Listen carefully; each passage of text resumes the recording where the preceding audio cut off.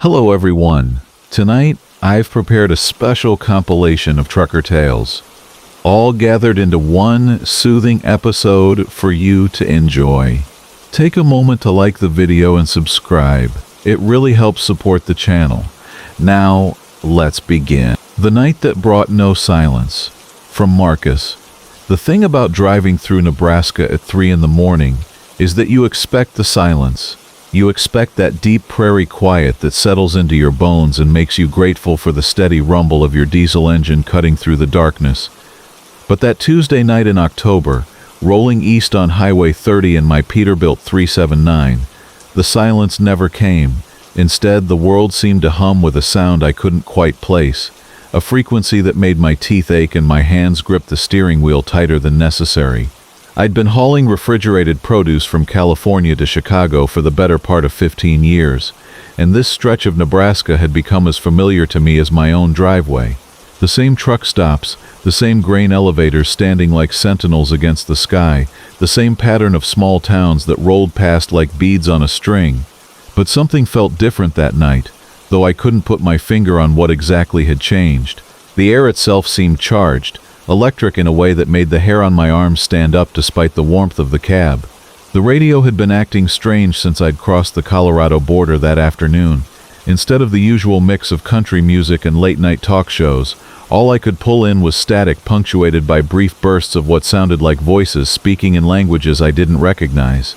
The CB radio wasn't much better, crackling with interference that rose and fell like breathing. I tried raising other drivers on Channel 19, but the only responses I got were garbled fragments that might have been words or might have been something else entirely.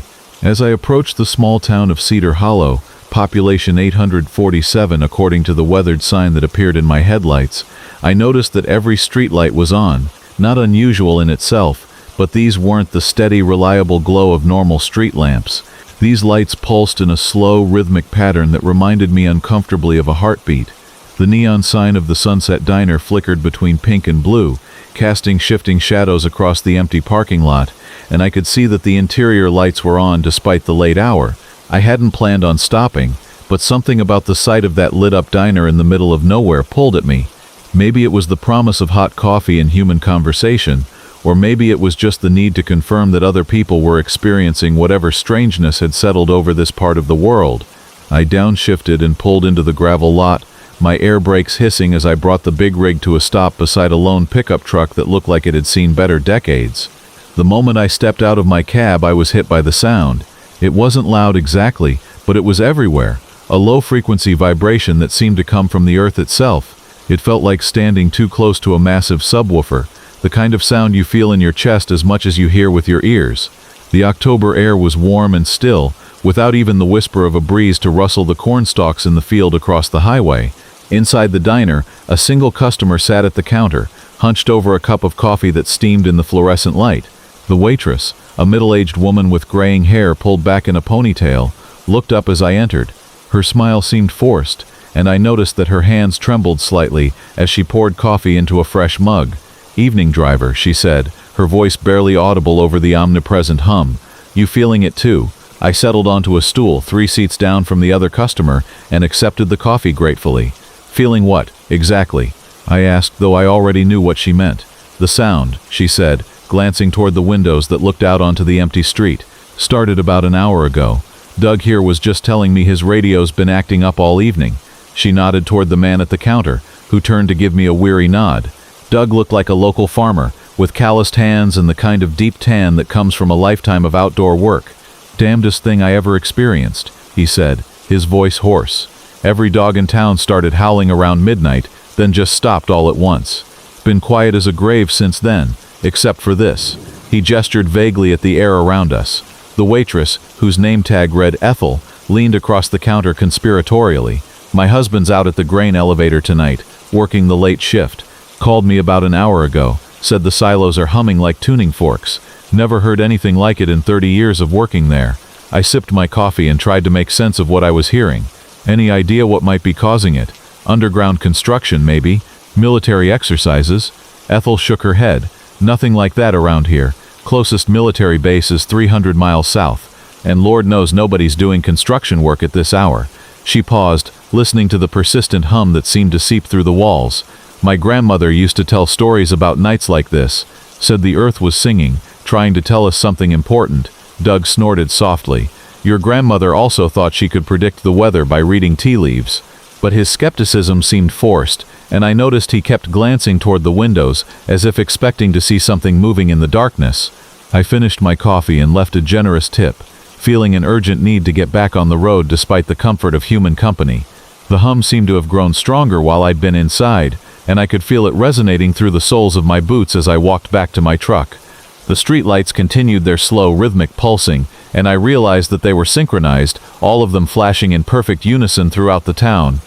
Back behind the wheel, I fired up the Peterbilt and pulled onto the highway, eager to put Cedar Hollow behind me. But as I gained speed, I noticed that the sensation wasn't fading with distance. If anything, it seemed to be growing stronger, as if I was driving toward the source rather than away from it. The vibration traveled up through the truck's frame, making the dashboard ornaments dance and causing an odd resonance in the fuel tanks. 20 miles down the road, I crested a hill and saw something that made me ease off the throttle in confusion. Ahead of me, stretching across the highway like a wall of fog, was what looked like a curtain of shimmering air. It rose from the asphalt to about 10 feet high, and extended as far as I could see in both directions. Within that barrier, the air seemed to move and flow like water, distorting the view of the road beyond. I brought the truck to a stop about 50 yards short of the phenomenon, and sat there with the engine idling, trying to process what I was seeing. The CB radio crackled to life with a burst of clear transmission. Eastbound driver, this is westbound Eddie, you copy? The voice was urgent, tinged with fear. I grabbed the microphone. This is eastbound Big Dog, I copy you Eddie. You seeing what I'm seeing? If you're seeing a wall of something that ain't quite there blocking the road, then yeah, I'm seeing it too. Been sitting here on the other side for the better part of an hour, afraid to try going through it again. I keyed the mic. You've been through it before. That's just it, Big Dog. I've been through it 3 times now. Every time I drive into that shimmer, I come out on the other side going the same direction I went in. Like the road just loops back on itself. And that sound, that humming, it gets louder when you're inside it. I stared at the barrier, watching the way it seemed to breathe with a life of its own. The sound that had been following me all night was definitely stronger here, so intense that I could feel it in my bones. Eddie, you got any idea what this thing is? Brother, I've been driving these roads for 23 years and I ain't never seen nothing like it. But I'll tell you what I think. I think we need to turn around and find another route. Before I could respond, something moved within the shimmer. At first I thought it might be another truck trying to pass through from the other side, but the shape was wrong, too tall and too fluid. It moved with a strange undulating motion that reminded me of kelp swaying in an ocean current. Other shapes joined the first, dozens of them, all moving in that same hypnotic rhythm. The humming reached a crescendo that made my vision blur and my hands shake. Through the CB I could hear Eddie shouting something, but his words were lost in a rush of static that sounded almost like voices, like a crowd of people all trying to speak at once. The figure above the valley. From Marcus Chen. The thing about driving through the Cascade Mountains at 3 in the morning is that fog doesn't behave like it should. It pools in valleys like spilled milk, thick and luminous under your headlights, but sometimes it hangs in places where physics says it shouldn't. Sometimes it sits perfectly still in the middle of the air, defying wind and gravity alike, and sometimes there's something sitting in it. I've been running freight through these mountains for 15 years, hauling everything from lumber to electronics between Seattle and Portland. Mike Kenworth and I know every curve, every grade, every truck stop between here and there. The engine's diesel rumble has become my lullaby, the soft hiss of air brakes my punctuation marks in conversations with dispatchers and fellow drivers. Tonight was supposed to be routine, a load of computer components that needed to reach Portland by dawn, nothing unusual except for the Weather Service's fog advisory that I'd dismissed with the confidence of experience. The fog started appearing around mile marker 47, wisps at first that curled around the guardrails like reaching fingers. My headlights cut through it easily enough, illuminating the familiar white and yellow lines of Highway 26 as it wound its way through the forest. The CB radio crackled occasionally with other drivers reporting visibility conditions, their voices distorted by static and distance. I adjusted my speed slightly, more out of habit than concern, and settled into the rhythm of night driving through mountain passes. By mile marker 52, the fog had thickened considerably, transforming from isolated patches into a continuous blanket that rose and fell with the terrain. My headlights now reflected back at me in a wall of white that seemed to pulse and breathe with the truck's movement. The forest on either side had disappeared entirely, leaving only the immediate strip of asphalt visible in my beams and the steady thrum of 18 wheels on pavement. The radio traffic had died down as other drivers either found different routes or pulled over to wait for better visibility. That's when I first saw him, though I didn't understand what I was seeing at the time. In my peripheral vision, caught in the corner of my right mirror, there appeared to be a figure sitting cross-legged in the fog about 20 feet off the road. At highway speed, the glimpse lasted less than a second, just long enough for my brain to register something that didn't belong but too brief to process the impossibility of what I'd seen. I checked the mirror again, but the fog had shifted and closed, revealing nothing but white emptiness. I told myself it was a trick of light and shadow, the kind of optical illusion that long-haul drivers learn to expect during night runs. Fatigue can play strange games with perception, turning road signs into faces and guardrail posts into waiting figures. I'd been driving for 6 hours straight, and the monotonous conditions were exactly the kind that could spawn hallucinations.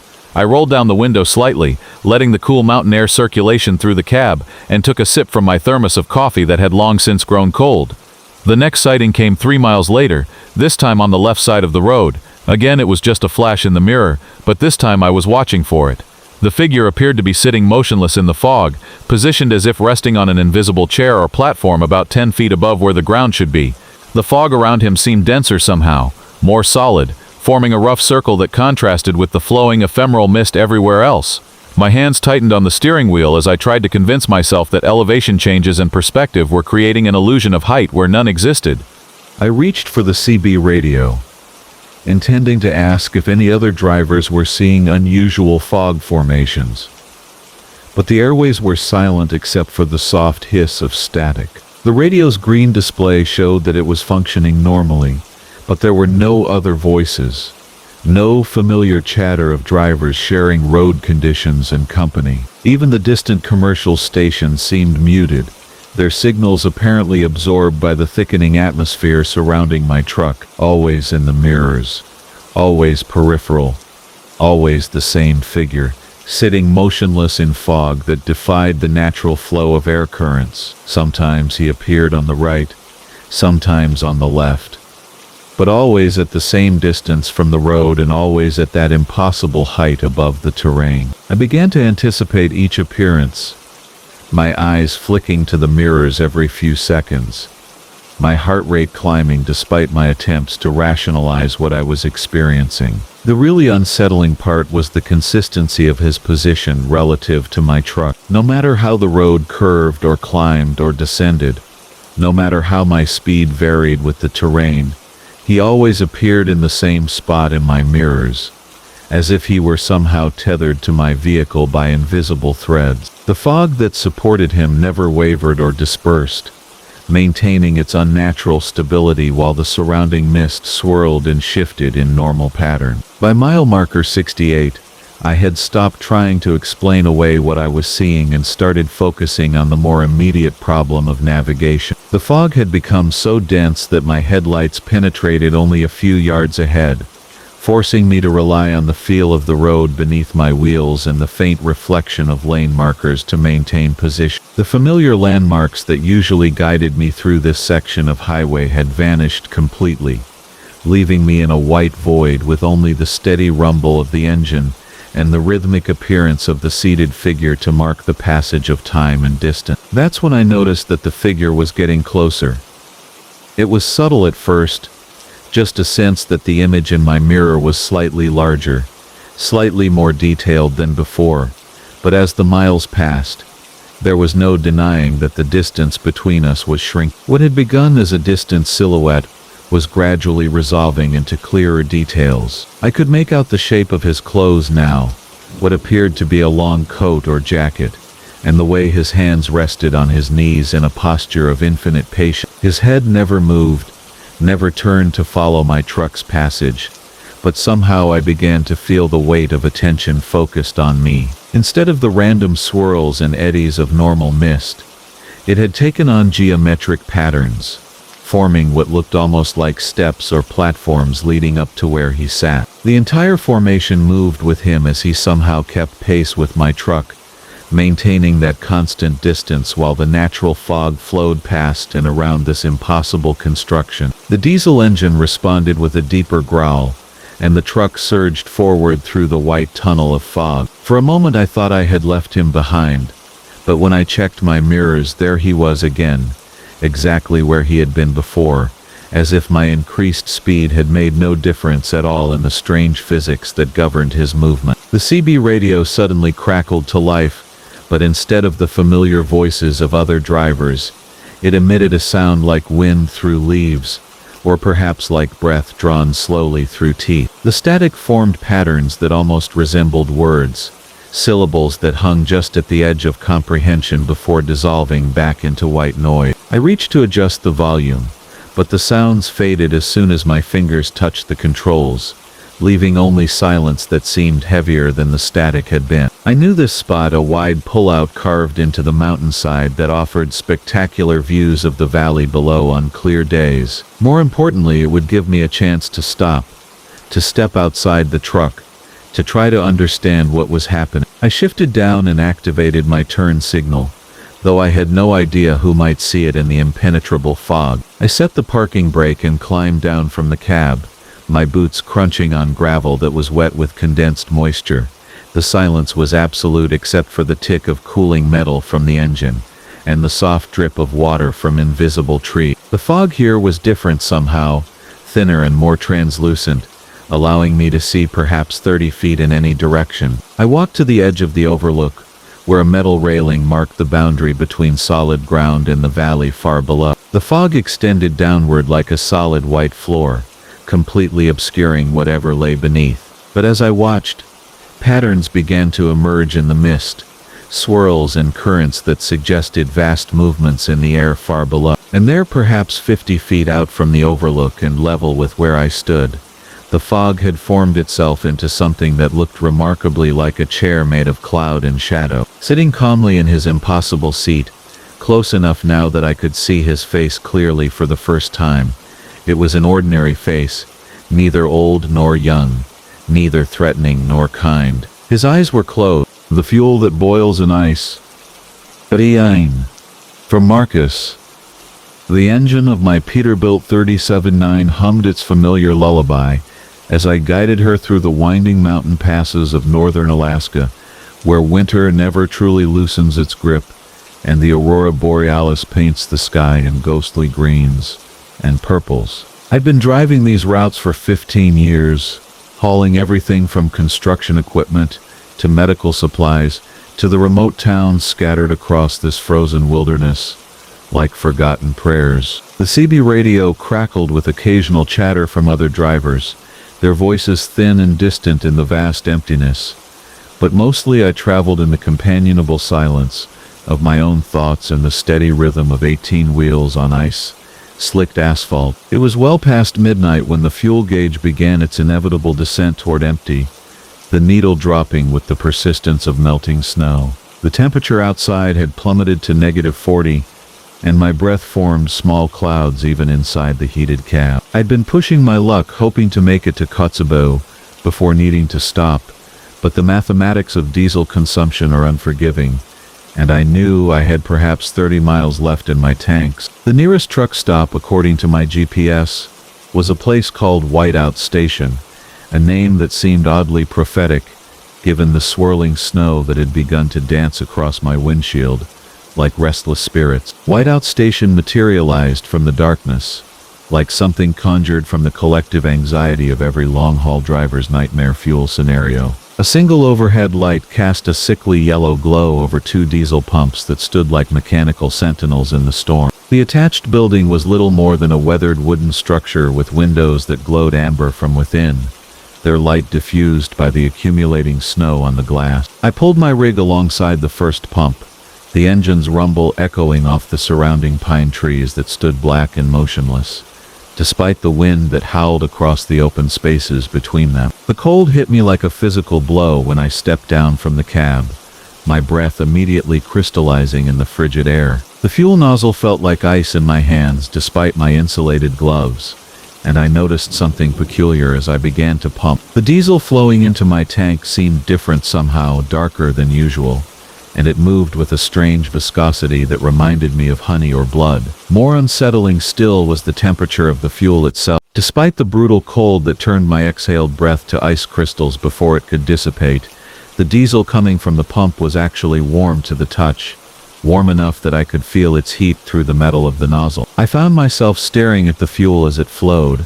mesmerized by the way it seemed to shimmer with an inner light that had nothing to do with the overhead fluorescence. The longer I watched, the more convinced I became that the liquid was actually boiling, tiny bubbles forming and breaking on the surface in a pattern that seemed almost deliberate, almost like a message written in a language I couldn't quite decipher. The pump's digital display showed the gallons clicking by with mechanical precision, but the numbers seemed to blur and shift when I tried to focus on them directly, as if the cold were affecting my vision or perhaps something far more fundamental than mere temperature was at work. The station attendant who emerged from the building moved with the careful steps of someone navigating treacherous ice, though I noticed his boots seemed to grip the frozen ground with unusual confidence. He was an older man, perhaps in his 70s, with a face weathered by decades of Arctic wind and eyes the pale blue of winter. His parka was an unusual shade of deep green that seemed to absorb rather than reflect the station's lights, and when he spoke, his voice carried the musical accent of someone whose first language might have been something other than English. "Cold night for traveling," he said, though his words seemed to carry undertones that suggested he meant something more than the obvious observation about the weather. "That fuel you're pumping, it's special. Refined right here in Alaska. Processed with methods that account for our unique climate conditions. Most drivers find it burns cleaner and longer than the standard diesel they're used to." The warmth radiating from the fuel was becoming more pronounced, and I could swear I felt actual heat rising from the opening of my fuel tank, as if I were standing over a pot of soup simmering on a stove, rather than filling a diesel truck in sub-zero temperature. The attendant seemed to notice my fascination with the fuel's unusual properties and smiled in a way that didn't quite reach his ice-colored eye. "You might notice it seems a bit active," he continued, his breath forming clouds that dissipated more quickly than seemed natural in the frigid air. "That's normal. The special additives we use to keep it from gelling in extreme cold can cause some interesting visual effects. Nothing to worry about. Just chemistry adapting to our unique environment up here." But as I watched, the fuel seemed to become more active rather than less, the bubbling intensifying until it resembled a rolling boil. Steam or vapor began to rise from the surface, carrying with it a scent that was neither wholly chemical nor entirely organic, something that reminded me of copper pennies and ozone, and the peculiar smell that sometimes precedes a thunderstorm. The heat radiating from my fuel tank was now strong enough that I had to step back slightly, and I noticed that the snow falling near the opening was melting before it could accumulate. The digital display on the pump suddenly began to flicker, the numbers jumping erratically between readings that made no mathematical sense. 40 gallons became 80, then dropped to 15, then climbed to 112 before settling on a number that seemed to pulse with its own rhythm. The attendant frowned at the display and tapped it with a gloved finger, causing the numbers to stabilize momentarily before resuming their strange dance. These electronic systems aren't really designed for our kind of temperature. The familiar rumble had taken on a higher pitch, almost musical, and the exhaust emerging from the chrome stacks was an unusual color, more white than gray, and it rose straight up into the cold air without dissipating, forming columns that seemed to reach toward the aurora that danced over. The engine temperature gauge, which I could see through the rear window of the cab, showed normal operating temperature, but the sound suggested something far more energetic was happening under the hood. The fuel nozzle clicked off automatically, but when I tried to remove it from the tank, it seemed reluctant to disengage, as if the heat from the supernatural fuel had somehow caused the metal parts to expand and bind. I had to use both hands and considerable force to work it free, and when I finally succeeded, a small geyser of the boiling fuel erupted from the tank opening, spattering the ground around my boots with liquid that immediately began to melt the accumulated snow and ice, leaving dark patches of exposed asphalt that seemed to radiate warmth like heating element. Inside the station, the fluorescent lights buzzed with irregular intensity while I paid for my fuel, their flickering creating a strobe effect that made everything seem to move in stop-motion sequences. The attendant's movements appeared jerky and unnatural in the intermittent light, and when he handed me my receipt, I noticed that his fingers were unusually warm for someone who'd been working outside in sub-zero temperature. The receipt itself was printed on paper that felt oddly textured, almost organic, and the ink seemed to shift and flow slightly when I wasn't looking directly at it. The engine's rhythm had become hypnotic, almost like a heartbeat, and the interior temperature was warmer than I'd set on the climate control. The fuel gauge now showed completely full, but the needle seemed to quiver with tiny movements that corresponded to the engine's new musical tone. When I put the transmission in gear and began to roll forward, the acceleration felt different, smoother and more powerful than usual, as if the strange fuel had somehow enhanced the engine's capability. The snow was falling more heavily as I pulled back onto the highway, but my headlights seemed to penetrate the storm with unusual clarity, revealing details of the road surface and surrounding landscape that should have been obscured by the weather. The engine continued its strange new song, and I found myself listening to it with growing unease as patterns emerged from what had initially seemed like mechanical noise. There were rhythms within rhythms, harmonies that suggested intelligence, as if something living had taken up residence in the combustion chambers and was trying to communicate through the language of controlled explosion. My mirrors showed the lights of Whiteout Station receding behind me, but they seemed to linger longer than they should have given the distance I'd traveled, glowing like embers in the storm. The fuel gauge remained steady. The frequency of the lost. From Eddie Martinez. The CB radio had been crackling with static for the better part of 3 hours as I drove through the endless stretch of Nevada desert, my 18-wheeler cutting through the darkness like a steel blade through black silk. The hum of the Kenworth's engine provided a steady rhythm beneath the occasional pop and hiss of distant trucker conversations floating through Channel 19. Most nights, the radio chatter kept me company during these long hauls from Phoenix to Reno, but tonight felt different somehow, quieter, as if the very airwaves themselves were holding their breath. I'd been driving this route for nearly 15 years, ever since my discharge from the Army, and I knew every mile marker, every truck stop, every patch of road where the asphalt had been worn smooth by countless tires. The desert had its own personality after midnight, when the temperature dropped and the wind picked up, carrying with it the scent of sage and dust through my slightly cracked window. Tonight, though, something felt off balance, like when you're walking down a familiar hallway in the dark and suddenly realize the furniture has been rearranged. The digital clock on my dashboard glowed a soft green, reading 2:47 a.m. when I first heard it. Between the normal chatter of drivers reporting their positions and warning about speed traps, there came a transmission unlike any I'd encountered before. It wasn't quite words, not exactly, but rather a series of numbers and letters delivered in a monotone voice that seemed to echo strangely through my cab speakers. 77 Alpha Whiskey 99 Echo, the voice intoned, followed by what sounded like coordinates. Then a pause so long I thought the transmission had ended. Then came the screaming. It lasted only a few seconds, but it was unmistakably human, a sound of such pure terror and anguish that I nearly jerked the wheel in surprise. The scream cut off abruptly, replaced by the familiar static, leaving me wondering if I had imagined. I reached for my CB handset, thumb hovering over the talk button, but before I could key up, another driver's voice cut through the night air, calm and professional as always. Eastbound I-80, you got hammered down here. Anybody copy that weird transmission on 19? Copy that, hammer down, came another voice, this one with a slight southern drawl. Sounded like some kind of code, then somebody having a real bad day, probably just some kids messing around with their daddy's radio.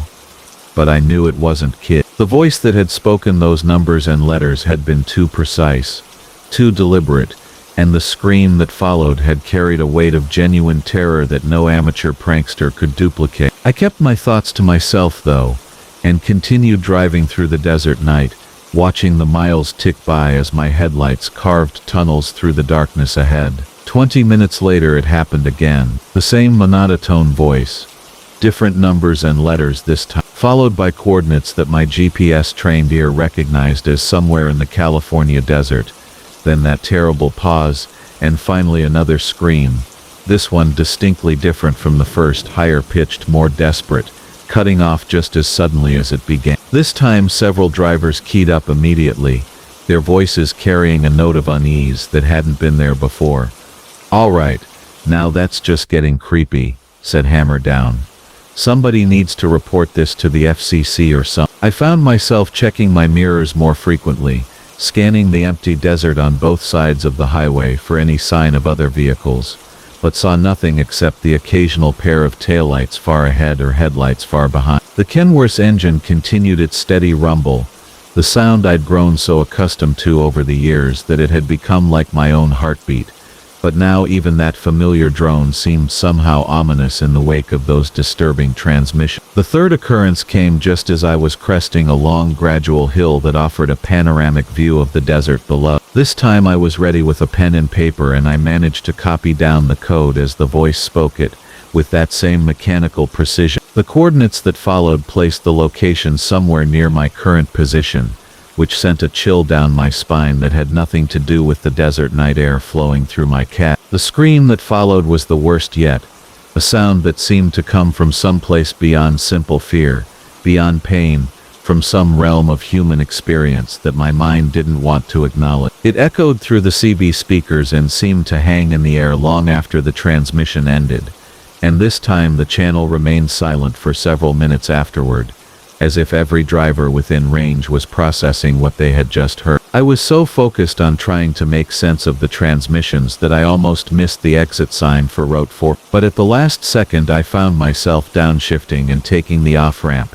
though I couldn't have explained why. My planned route kept me on I-80, but some instinct I didn't understand was pulling me north into the deeper desert, toward the coordinates I had heard in that last terrible broadcast. Route 47 stretched ahead like a ribbon of faded asphalt, barely wide enough for two vehicles to pass, with nothing but sagebrush and distant mountains visible in any direction. My headlights swept across the empty landscape as the road curved gently through the valley, and I began to question the wisdom of this detour. I was already running close to my scheduled delivery time, and wandering off into the Nevada backcountry in the middle of the night was exactly the kind of decision that could cost me my contract. But curiosity had always been both my greatest strength and my most dangerous weakness, and something about those transmissions had hooked into my brain like a fishhook. The codes were too precise to be random, the screams too real to be fake, and the coordinates too specific to be meaningless. Someone was out there in the desert,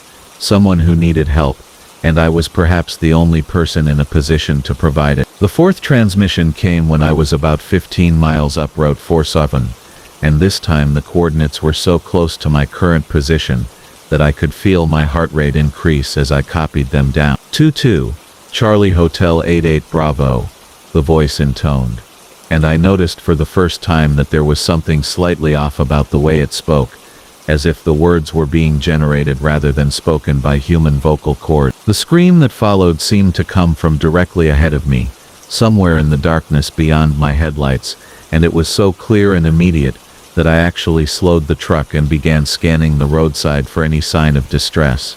That's when I saw the light. It was barely visible at first, just a faint glow against the base of a distant hill, but as I drove closer, it resolved into what appeared to be a single electric bulb, hanging from a tall pole, illuminating a small area of desert that seemed to have been cleared of vegetation. There was no building beneath the light, no structure of any kind that I could see, just bare earth and that solitary bulb swinging gently in the night breeze. I pulled the Kenworth to a stop about 50 yards from the light, and sat there with the engine idling, trying to decide what to do next. Every instinct I had developed over years of long-haul driving was telling me to put the truck in gear and get back on the main highway, but something else, some deeper compulsion, was urging me to investigate. I reached for my CB handset and keyed up on channel 9. "This is Desert Fox eastbound on 47, I said, using the handle I'd carried since my trucking days began.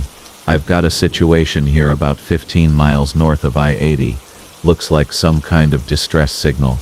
Any drivers in the area, please respond." Static answered me, long and empty, which was strange because I had been hearing other drivers on this same frequency for hours. I tried again, this time on channel 9, the emergency frequency, but got the same result. It was as if every other radio in Nevada had suddenly gone silent, leaving me alone with whatever was waiting beneath that swinging light. The fifth transmission began just as I was reaching for the door handle, and this time there was no mistaking the coordinate. They matched my exact position, down to the minute of latitude and longitude, and the code that preceded them sent ice water through my veins. The pause that followed seemed to stretch for an eternity, and in that silence, I could hear my own breathing, the tick of the cooling engine, the whisper of wind across the desert floor. When the scream came, it was my own voice. I heard my own terror broadcast through the CB radio, a sound of fear and desperation that I had not yet made but somehow knew I was about to experience. The transmission ended,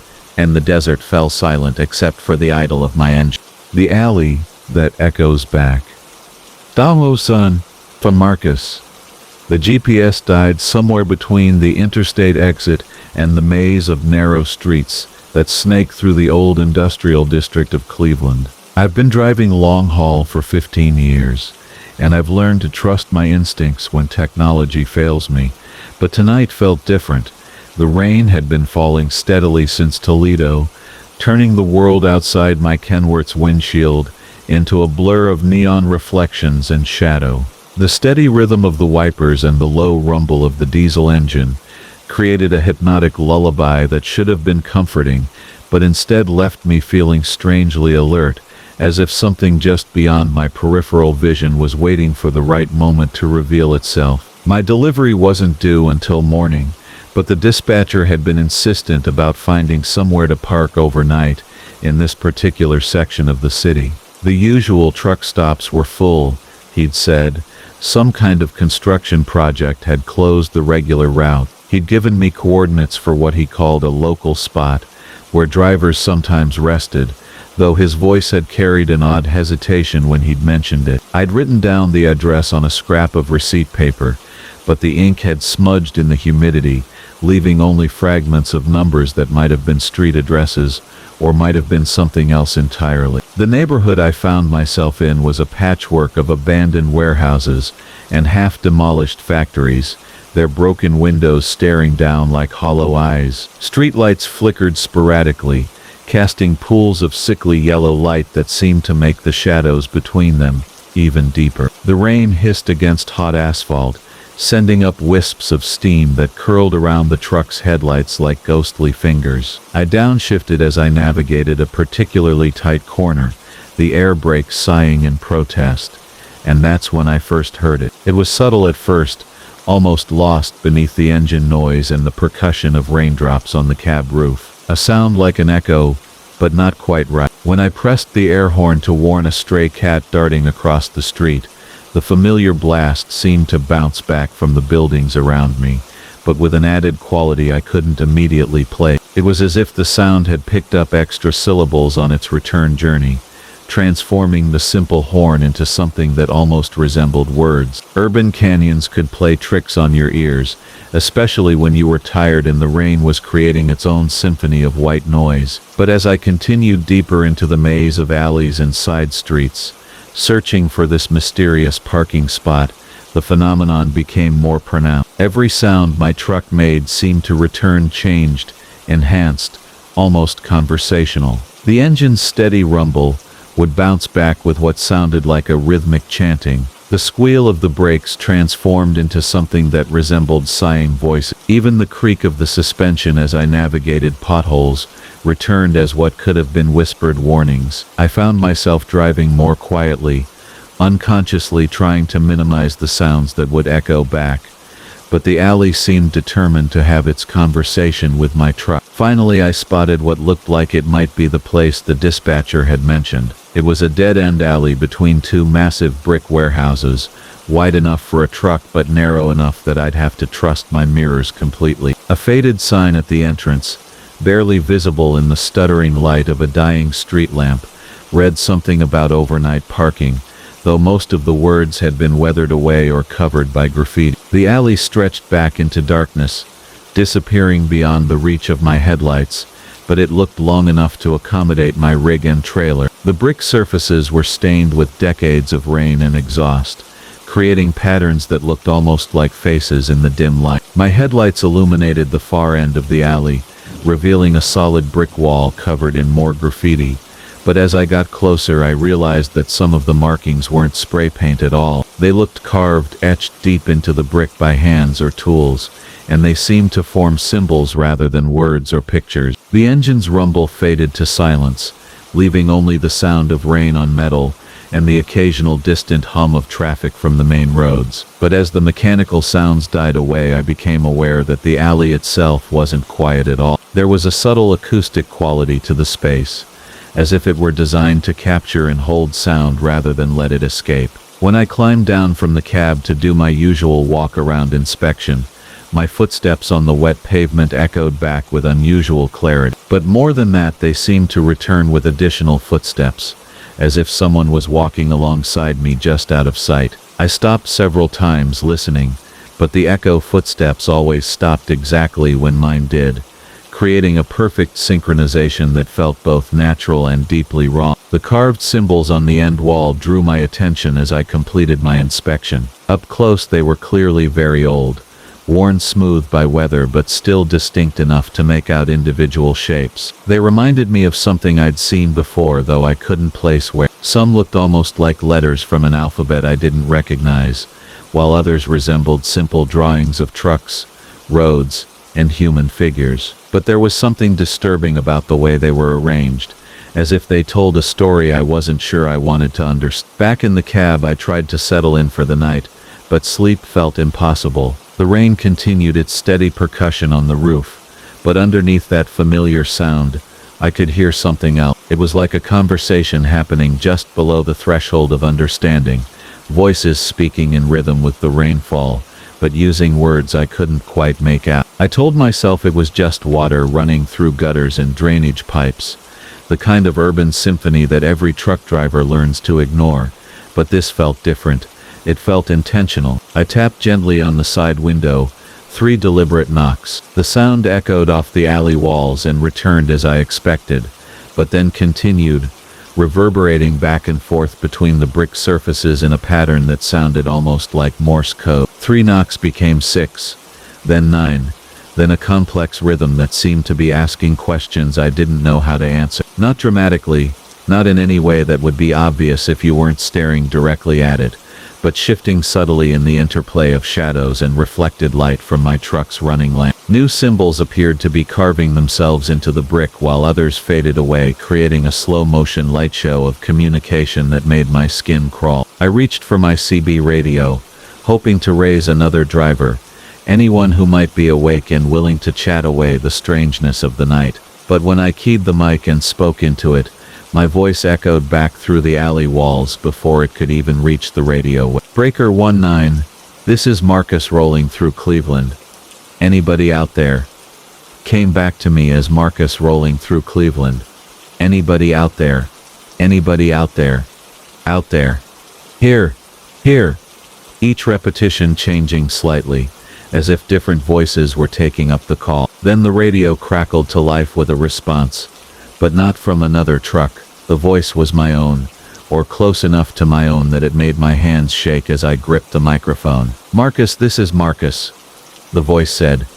Been waiting for you to find this place. Been waiting a long time. The transmission was clear, no static, no interference, but it was coming from somewhere inside the alley itself, echoing off the walls before reaching my radio. I grabbed my keys and started the engine, not caring about proper warm-up procedures or the protest of cold metal. The diesel roared to life and the sound bounced around the alley like thunder, but mixed in with the rumble I could hear what sounded like laughter, dozens of voices all laughing in harmony with the engine's rhythm. My headlights illuminated the end wall as I prepared to back out, and I could see that the carved symbols had multiplied, covering every inch of available brick, and they were all moving now, shifting and changing like a living text that was writing itself before my eyes. As I backed toward the alley entrance, using my mirrors and praying I wouldn't scrape the trailer against either wall, the carved symbols seemed to follow me, appearing on the side walls as I passed,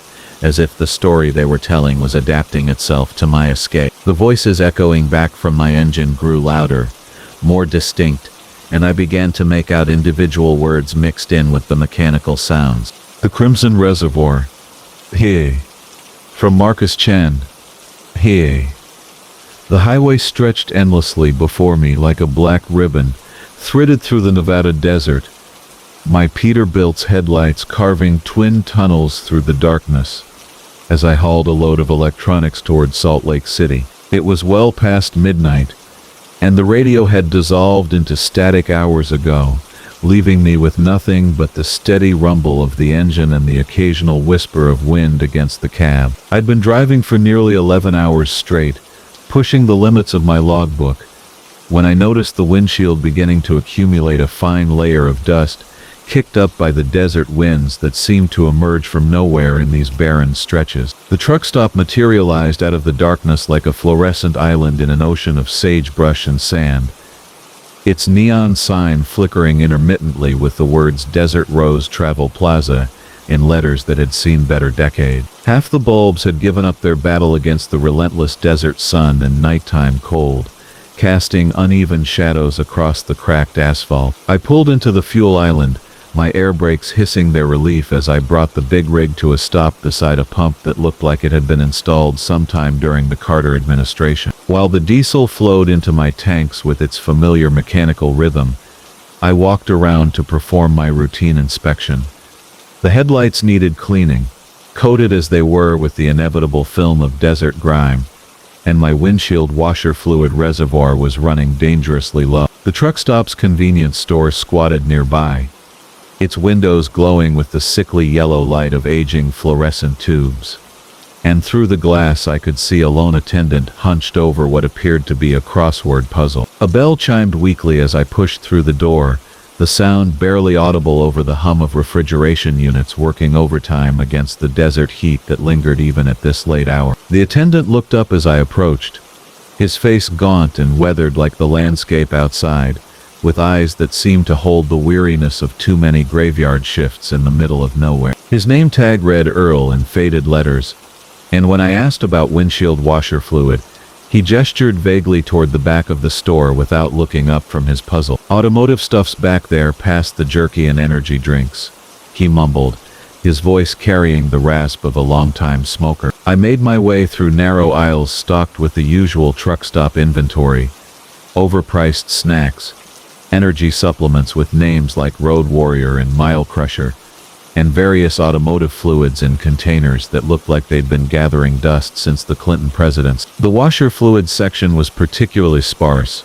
with several empty hooks on the pegboard and a handwritten sign that read "Low on stock, ask Earl." But there, hanging alone on the last hook, was a single gallon of washer fluid in a container I'd never seen before. The jug itself was unremarkable enough, standard translucent plastic with a handle and pour spout, but the fluid inside caught my attention immediately. Instead of the familiar blue tint of standard washer solution, this liquid was a deep, rich red, like cherry juice or perhaps wine. The label was simple, almost austere, reading only premium windshield solution, all-weather formula in black letters on a white background. No brand name, no company logo, no list of ingredients or warnings that typically covered such containers. The price sticker showed $3, which seemed reasonable enough for a gallon of any automotive fluid, even mysterious red stuff. I carried it to the counter where Earl had returned to his crossword,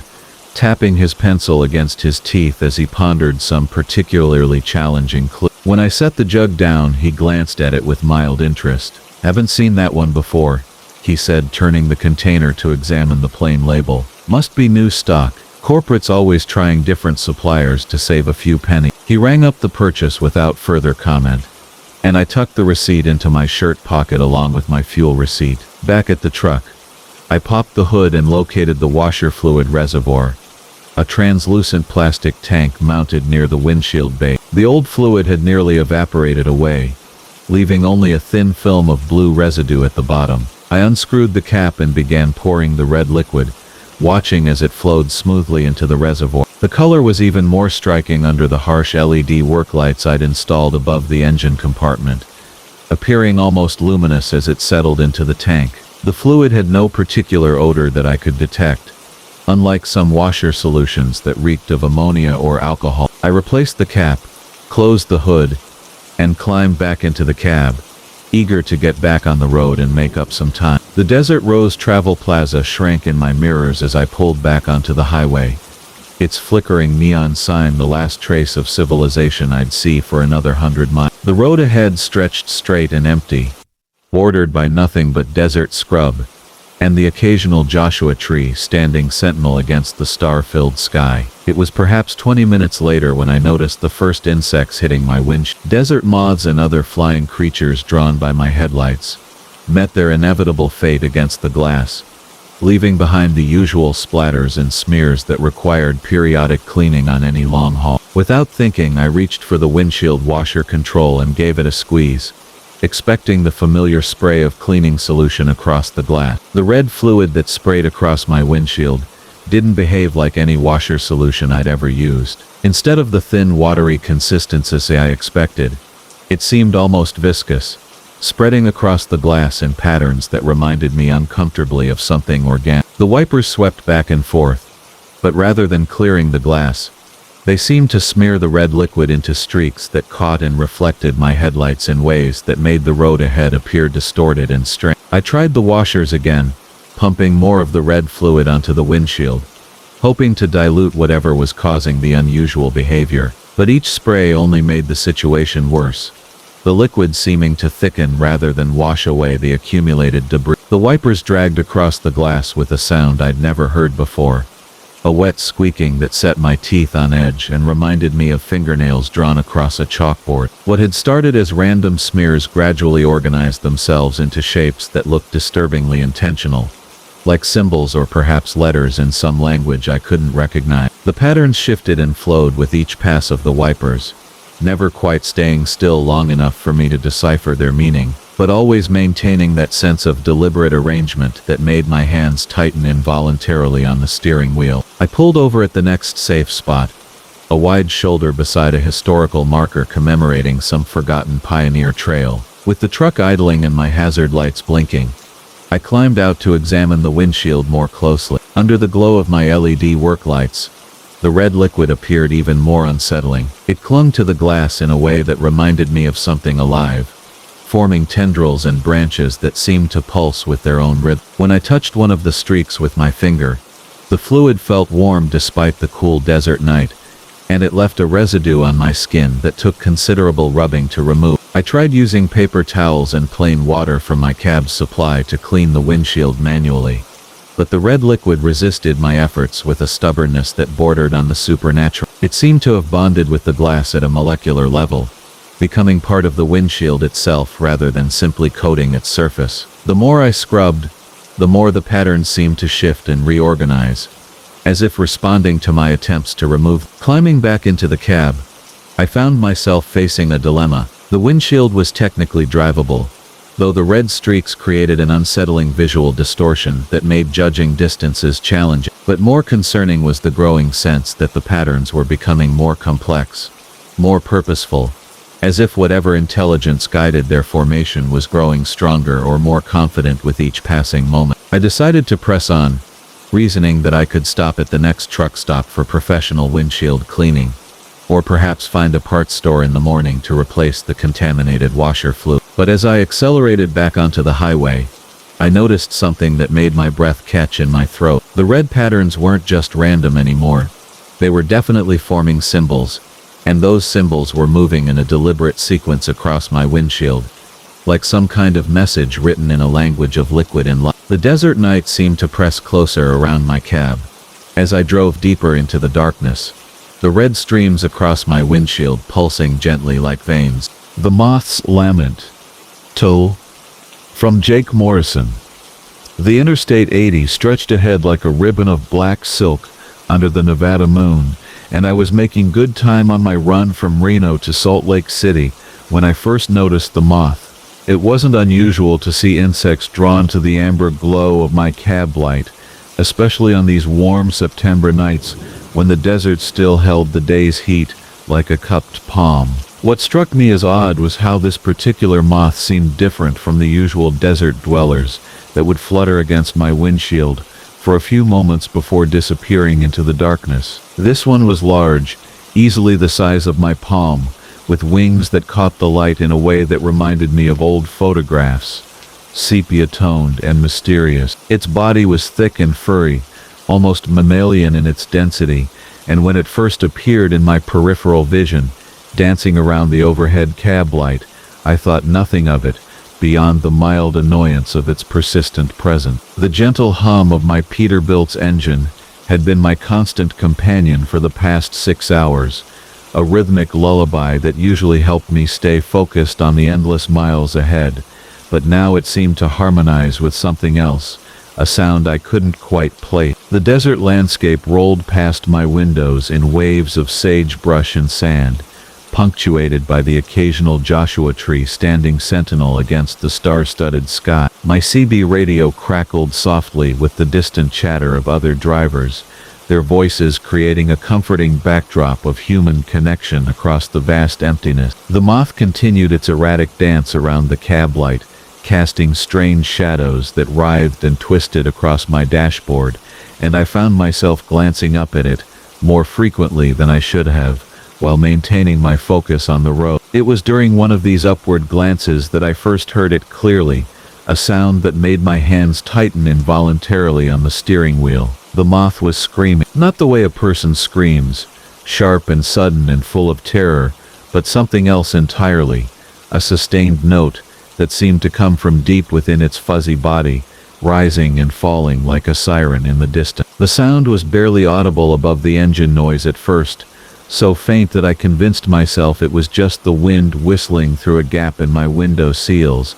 or perhaps interference from the CB radio creating an audio illusion. But as the miles ticked by, and the moth continued its relentless circling of the light, the sound grew more distinct, more unmistakably organic and intentional. It was a keening wail that seemed to carry within it all the loneliness of the empty desert, all the sorrow of creatures drawn to artificial light, only to find themselves trapped in an endless cycle of attraction and confusion. I reached up to switch off the cab light, thinking that might encourage the moth to find its way out through one of the slightly cracked windows, but my hand froze halfway to the switch as the screaming suddenly stopped. In the abrupt silence that followed, broken only by the steady rumble of the engine and the whisper of tires on asphalt, I became aware of other things. The way the moth had gone perfectly still, clinging to the plastic cover of the cab light fixture with its delicate legs. The way its antennae seemed to be pointed directly at me, as if it were listening for something. The way the desert outside my windows had taken on a different quality, the shadows deeper and more numerous, the familiar landmarks seeming somehow altered in ways I couldn't quite define. The screaming resumed, but now it was different, more complex, as if the moth were trying to communicate something specific, rather than simply expressing distress. The sound rose and fell in what almost seemed like patterns, like a language I should understand but couldn't quite grasp. I found myself leaning forward, straining to make sense of the eerie melody, when I noticed that other moths had begun to appear outside my truck, dozens of them fluttering against the windshield and side window, their wings creating a soft percussion against the glass that seemed to accompany the screaming of their companion inside the cab. The sight of so many moths converging on my truck in the middle of the desert night should have been merely curious, perhaps even beautiful in its way, but something about their behavior filled me with a growing unease. They moved with too much purpose, too much coordination, as if responding to some signal or instruction that I couldn't perceive. The one inside the cab continued its vocal performance, the screaming now taking on different tones and cadences, sometimes high and piercing, sometimes low and mournful, but always with that underlying quality of desperate communication. I glanced at my GPS and realized with a start that I had somehow missed my usual landmark, a distinctive rock formation that I'd passed on this route countless times over the past 3 years of hauling freight across the western state. The road ahead looked the same as it had for the past 100 miles, straight and empty and bordered by the same scrub vegetation, but something felt fundamentally wrong about the landscape, as if I had somehow taken a wrong turn without realizing it, or as if the road itself had shifted while I wasn't paying attention. I tried adjusting the channel, hoping to pick up a familiar voice, or at least confirm that I was still within range of normal radio traffic,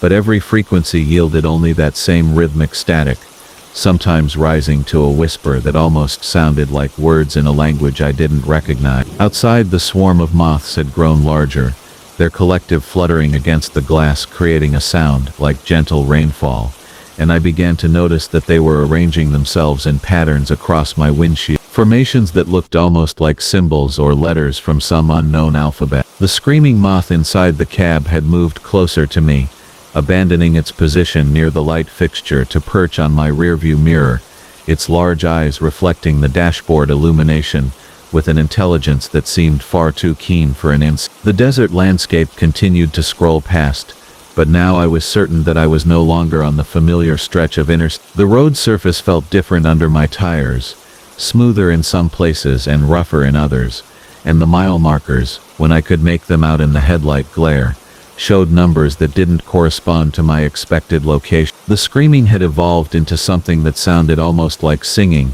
a haunting melody that seemed to resonate not just in my ears, but in my bones, creating a vibration that I could feel through the steering wheel and the seat beneath me. I began to understand, with a clarity that was both illuminating and terrifying, that the moth was trying to guide me somewhere, that its screaming was not distress but direction, and that the swarm outside was not attacking my truck, but escorting it. The realization came with a certainty that transcended logic, a deep knowing that settled in my chest like a weight. I was being led, drawn by forces that operated beyond my comprehension, toward a destination that existed somewhere in the spaces between the familiar roads and the empty desert night. The truck's headlights illuminated something ahead that made me ease off the accelerator, a structure that shouldn't have been there according to every map I'd ever studied of this region. It was a building of some kind, low and sprawling, with windows that glowed with the same amber light as my cab fixture,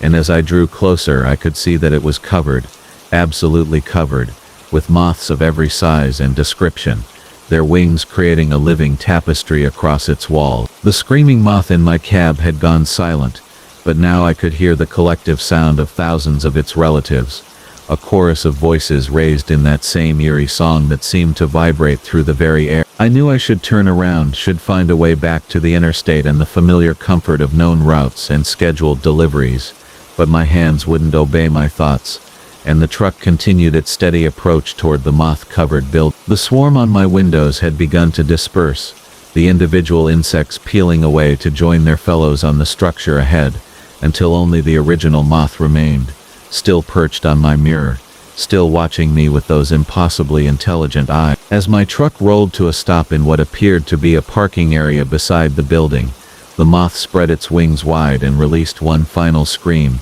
a sound that contained within it all the mystery and terror and strange beauty of the desert night. Then it was gone, vanishing through the crack in my window to join the thousands of others that covered the walls like living scales. I sit here now in my cab, engine idling, looking at this impossible place that exists somewhere between the mapped world and the realm of dreams, listening to the chorus of moth voices that rises and falls like a tide of sound. The building's door stands open, spilling amber light across the desert sand, and I know that I have a choice to make. The rational part of my mind insists that I put the truck in reverse and flee back toward the darkness, but another part, a deeper part that has been awakened by the moth's haunting song, whispers, "The hauler who stopped time." T. From Marcus Chan. T. I've been driving long haul for 23 years, and I thought I'd seen everything the interstate could throw at me.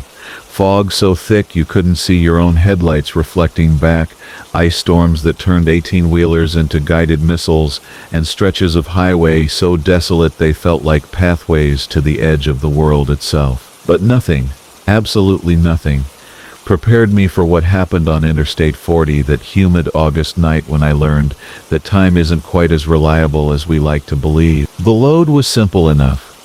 Automotive parts from Detroit to Phoenix, standard freight that paid well enough to keep my Peterbilt 379 fed with diesel and my refrigerator stocked with energy drinks. I'd been pushing hard since leaving Michigan, catching power naps at rest stops and truck stops, trying to make good time before the weekend traffic hit. The radio had been crackling with chatter from other drivers all evening, voices drifting in and out of range like ghosts, sharing stories of construction delays and smoky reports ahead. Not unusual in itself, Sometimes you hit dead zones where the airwaves seem to swallow themselves, but this silence felt different, heavier somehow, like someone had thrown a blanket over the entire world. The CB crackled with static when I tried to reach out to other drivers, that familiar white noise that usually means you're between channels or too far from anyone else to connect. I adjusted the squelch and tried again, calling out my location and asking for anyone's 20, but the only response was more of that empty, hungry static. The highway stretched ahead of me in perfect unbroken lines, illuminated by my headlights cutting through the thick August air. Heat shimmer rose from the asphalt even at this late hour, creating wavering mirages that danced at the edge of my vision. My engine hummed its familiar song, that deep diesel rumble that had become as comforting as a heartbeat over the years, while the air conditioning fought a losing battle against the oppressive humidity that seemed to seep through every seal and gasket. That's when I first noticed it, or rather when I first noticed the absence of it. For the past hour I hadn't seen another vehicle, not a single car, truck, or motorcycle. The night was Saturday moving into Sunday. Not exactly prime traffic time, but still completely empty highways were rare even in the most stretches of country. I began paying closer attention to the mile markers, counting them off as they passed in my peripheral vision, each green sign catching my headlights briefly before disappearing back into the darkness behind me. The numbers climbed steadily as they should, marking my progress westward through the Oklahoma plains. My speedometer held steady at 72 miles per hour, maybe a touch over the limit, but nothing that would attract attention from any lurking state trooper. The fuel gauge showed 3/4 full, plenty to reach the next truck stop where I planned to grab a shower and a few hours of real sleep on a proper bed instead of the cramped sleeper berth behind my seat. At mile marker 135 I passed an overpass, one of those lonely concrete bridges that carry farm roads over the interstate, usually marked by a single streetlight casting orange sodium light down onto the roadway. This one was dark, which wasn't particularly unusual.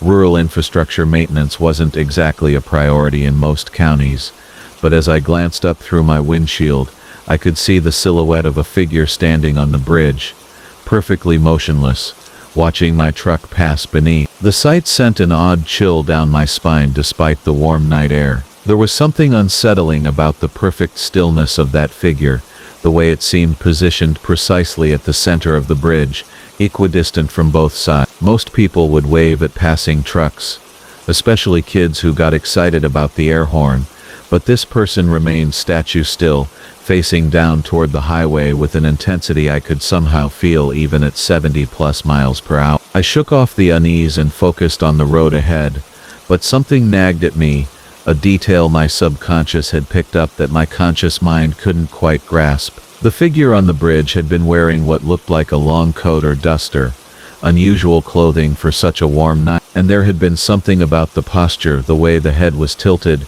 that suggested not just observation, but evaluation, as if I were being measured against some unknown standard. The rhythm of their passage had become almost hypnotic, a regular pulse marking time and distance in the endless night. My CB continued to emit nothing but static, and I began to wonder if perhaps there was some equipment malfunction, though the radio had been working perfectly fine earlier in the evening. I tried the AM/FM radio instead, scanning through the frequencies for any sign of late-night broadcasters or distant stations bleeding through the atmospheric condition. Nothing but static there too, white noise across the entire spectrum, as if every radio station in the country had simultaneously gone off the air. The silence was becoming oppressive, broken only by the steady drone of my engine and the rhythmic thump of tire treads against the slight variations in the asphalt surface. Even the air conditioning seemed quieter than usual, its compressor cycling on and off in a pattern that had become as familiar as breathing. That's when I saw mile marker 140 and my blood turned to ice water in my veins. This marker was different somehow, though I couldn't immediately identify what made it wrong. The green rectangular sign looked identical to all the others. Same retro-reflective material, same white numbers, same mounting hardware, but something about it felt off, like looking at a photograph that had been subtly altered in ways too small to consciously detect. but significant enough to trigger every primitive alarm system in my brain. I checked my odometer, doing quick mental calculations based on my speed and the time that had elapsed since the last marker I remembered clearly. The math worked out correctly. I should indeed be at mile 140, but the feeling of wrongness persisted, growing stronger with each rotation of my wheels against the asphalt. The night air seemed to be thickening around my truck, becoming almost viscous, as if I were driving through invisible molasses that offered no resistance but somehow changed the very quality of movement itself. Mile marker 141 appeared in my headlights, then one. But something was definitely wrong now, because according to my watch, these markers were passing too quickly. At my current speed, mile markers should appear approximately every 50 seconds, but these were flashing by every 30 seconds or so, as if distance itself had somehow compressed. I eased off the accelerator, watching my speed odometer drop to 65, then 60, but the markers continued passing at the same accelerated rate. I was contemplating pulling over to check my instruments, when I saw mile marker 144 and my heart nearly stopped. Standing next to this marker, maybe 10 feet off the roadway in the brown grass of the median strip, was the same figure I had seen on the overpass. Same long coat, same unnaturally still posture, same sense of intense observation. This was impossible, of course. Even if someone had been running at full sprint, there was no way they could have covered the distance from the overpass to this location in the time it had taken me to drive here. As my headlights swept past, illuminating the scene for just a moment, I caught a glimpse of a face beneath the brim of what might have been a wide hat. The features were indistinct, seemed to shift and blur even as I looked at them, but the eyes were unmistakable, dark, deep-set, and filled with an intelligence that felt ancient and hungry and completely inhuman. I pressed harder on the accelerator, suddenly desperate to put distance between myself and that watching figure, but my speedometer seemed disconnected from reality. The needle showed 75 miles per hour, then 80, then 85, but the sensation of movement remained wrong, as if I were simultaneously racing forward and standing perfectly still. The mile markers continued their impossible rhythm, appearing every 30 seconds, regardless of my indicated speed, each one bringing a fresh wave of dread, as I wondered whether I would see the figure again. Mile marker 145 was empty, just the sign standing alone in the darkness. So was 146.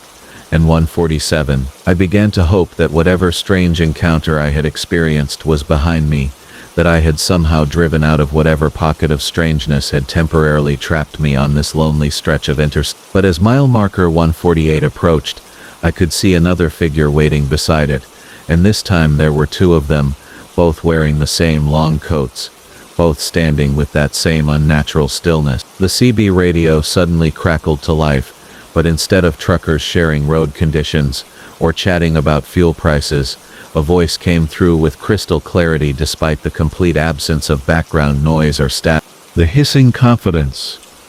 Tifidence. From Marcus Holloway. There. The air brakes on my Peterbilt started whispering to me, somewhere between Tucumcari and Amarillo, on a stretch of Interstate 40 that cuts through New Mexico, like a scar across weathered leather. I'd been driving long haul for 23 years, hauling everything from refrigerated produce to construction equipment across the lower 48, and I thought I'd heard every sound a truck could make. The low rumble of a diesel engine finding its rhythm, the gentle hiss of air pressure releasing through worn seals, the metallic ping of cooling metal after a long pull up a mountain grade. But this was different. This was deliberate. At first I dismissed it as fatigue playing tricks on my mind. I'd been on the road for 11 hours straight, pushing hard to make my delivery window in Oklahoma City, and the desert night had that peculiar quality that makes even familiar things seem strange and threatening. The moon hung low and bloated above the mesa, casting everything in silver and shadow, while my headlights carved a narrow tunnel through the darkness ahead. The CB radio crackled occasionally with distant chatter from other drivers, their voices fading in and out like ghosts haunting the airwaves. The whispering started when I downshifted, approaching a long grade, the engine brake engaging with its familiar pneumatic sigh. But underneath that mechanical exhalation, I heard something else.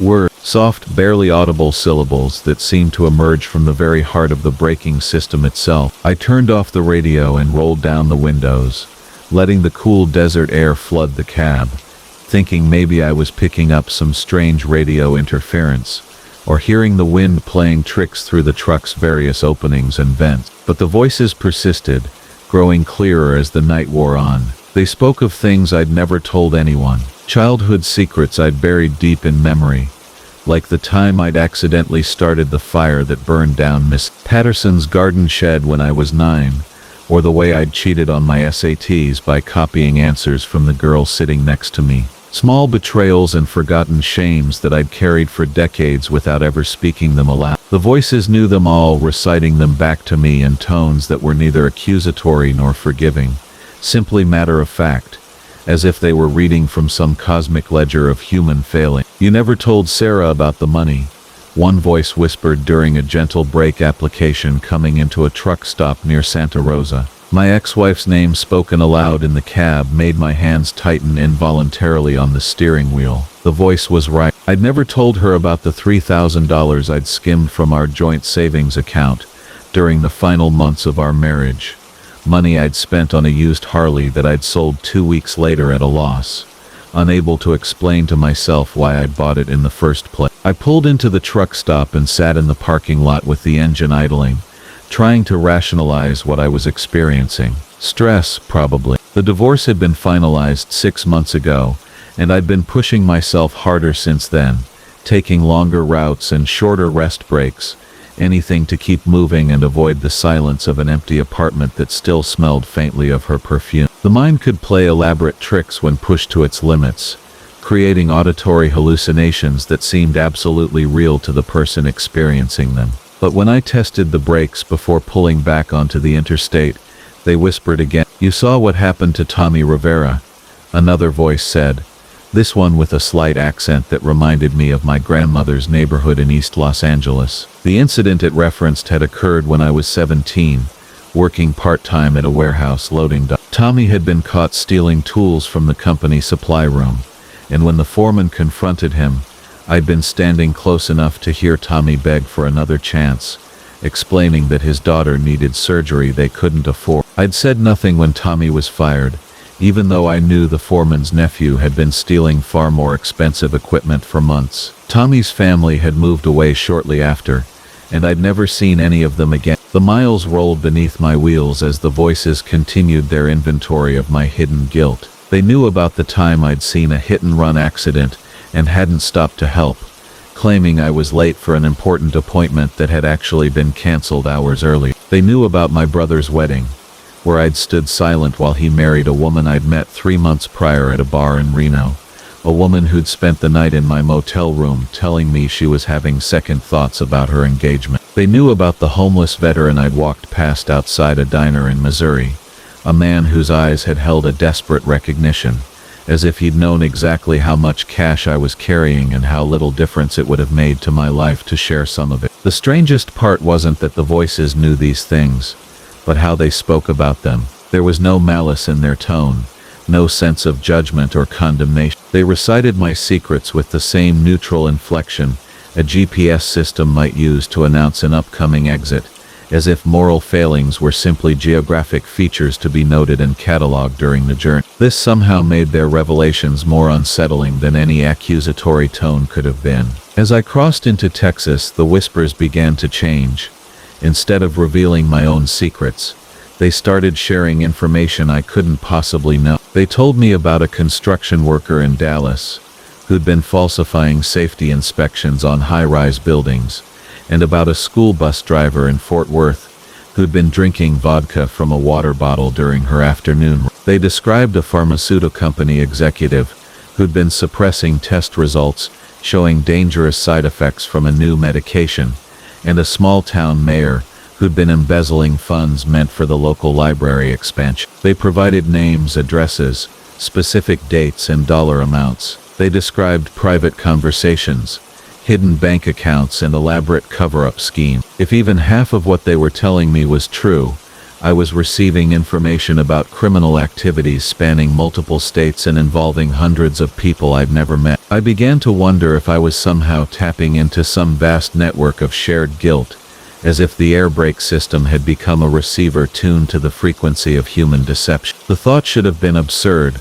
but after hours of listening to intimate details about strangers' lives, it seemed no more impossible than any other explanation I could conceive. The voices grew more insistent as I approached the Oklahoma state line, their whispers becoming overlapping conversations that filled the cab with a sibilant chorus of revealed wrongdoing. They spoke rapidly now, urgently, as if trying to download enormous amounts of information before some approaching deadline. I heard confessions of corporate fraud, political corruption, medical malpractice, and domestic violence. The voices described hidden crimes in nursing homes, schools, churches, and government offices, painting a picture of systematic deception that seemed to touch every aspect of human society. Then abruptly they began speaking about me again, but this time they weren't revealing past secrets. They were predicting future ones. "You'll lie to the police officer about how long you've been driving," one voice said. "The logbook entry you'll make tomorrow will be falsified by 4 hours. Another voice added, "You'll tell your dispatcher the delivery was delayed by traffic, but you'll stop at the casino for 3 hours instead." A third voice, younger sounding than the others, whispered, "When your mother calls next week, you won't tell her about the chest pains you've been having." The accuracy of these predictions terrified me more than anything else the voices had shared. I could already feel the rationalizations forming in my mind, the justifications I would use for each of the described deceptions. The logbook falsification was practically automatic after so many years of driving, a minor violation that every trucker committed to meet unrealistic delivery schedules. The casino stop was something I'd been considering for weeks, a small detour to break up the monotony of endless highway miles. The chest pains were probably nothing more than stress and too much truck stop coffee, not worth worrying my 74-year-old mother about. But knowing I would make these choices, hearing them described before I'd even been conscious of making the decisions, suggested that the voices weren't simply revealing information. They were somehow connected to the fundamental mechanisms of human moral compromise, able to predict the small betrayals and self-deceptions that people carried out every day without conscious thought. As I pulled into the truck stop where I planned to take my mandatory rest break, the voices delivered one final whisper that made my blood run cold. "You'll notice the problem but won't say anything because you'll be running late for your delivery. His name is David Chen, and he has twin daughters who just started kindergarten." The badge that never fades. Buppety. From Marcus Rivera. I've been running freight across the Southwest for nearly 20 years now, and in all that time I thought I'd seen everything the desert highways could throw at me. Dust devils that could flip a trailer, flash floods that turned dry creek beds into raging rivers, and heat mirages that made you question what was real and what wasn't. But nothing, and I mean nothing, prepared me for what I encountered at mile marker 88. On that moonless October night. The run started like any other. I'd picked up a load of electronics in Phoenix, bound for a distribution center in Albuquerque. My rig, a 2018 Peterbilt with enough chrome to blind a satellite, was purring like a contented cat as I rolled east on Interstate. The CB chatter was light that night, just the usual banter between drivers about truck stops, road conditions, and the occasional warning about speed traps. The desert stretched endlessly on both sides, a vast expanse of scrub brush and sand dunes, painted silver by starlight. Around 11:30, I noticed something odd in my mirrors. Way back, maybe a quarter mile or so, a single headlight was following me. At first I figured it was just another trucker with a busted headlight, nothing unusual about that. But as the minutes ticked by, that lone light maintained its distance with mechanical precision, never gaining, never falling back, just holding steady like a satellite locked in orbit. The radio crackled with static, but no voices came through. That was strange too, because there's always someone on channel 19, especially on a major interstate like 4. I tried switching channels, checking my antenna connections, even gave the mic a few taps. But the radio remained dead silent, except for that low, persistent hit. The temperature gauge was running normal, fuel was good, and the engine's rhythm hadn't changed. But something in the air felt different. You know that feeling you get right before a thunderstorm, when the atmosphere gets heavy and electric? It was like that, but amplified, as if the very desert around me was holding its breath. The single headlight behind me dimmed accordingly, maintaining that exact quarter-mile gap.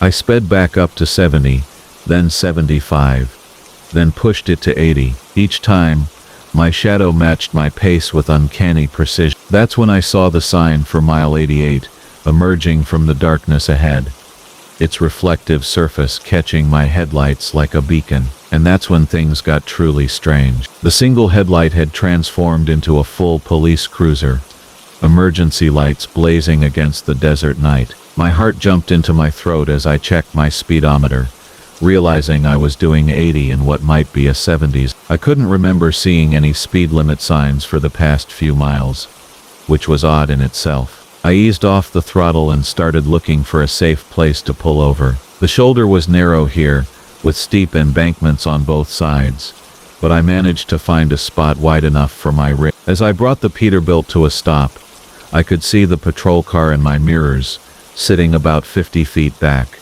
its lights still painting the desert in alternating colors of red and blue. They seemed muted somehow, as if I was seeing them through frosted glass. And there was no sound, no radio chatter, no engine noise from the cruiser, just the gentle rumble of my own diesel and the whisper of wind across the desert. I rolled down my window and adjusted my side mirror to get a better look at the officer. The cruiser's windshield was dark, tinted beyond what should have been legal, and I couldn't make out any details of the person inside. No movement, no door opening, just that silent vehicle with its ghostly light show. Minutes passed, 5, then 10. Standard procedure would have the officer approaching by now, asking for license and registration, maybe giving me a lecture about speed limit. But the cruiser just sat there, motionless as a monument. I reached for my CB again, thinking I might raise another driver who could call in my location,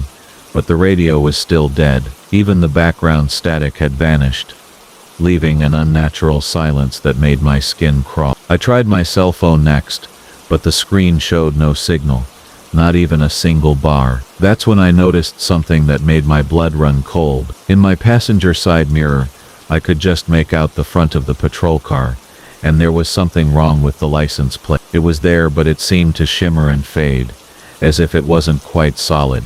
I rubbed my eyes thinking it was just fatigue playing tricks on me, but when I looked again, the effect was even more pronounced. Curiosity overcoming caution, I decided to get out and approach the cruiser myself. As my boots hit the asphalt, the desert silence enveloped me completely. No insects chirping, no distant highway noise, not even the whisper of wind I'd heard from inside the cab. It was as if I'd stepped into a vacuum. I walked slowly toward the patrol car, my hands visible and non-threatening. The emergency lights continued their silent dance, but as I got closer I realized they were casting no shadow. The light passed through me, through my truck, through everything, without creating the dark shapes that light sources should produce. My voice sounded flat and hollow in the strange atmosphere, as if the words were being absorbed by the desert itself. No response came from the cruiser. The windows remained dark, impenetrable. I took a few more steps forward,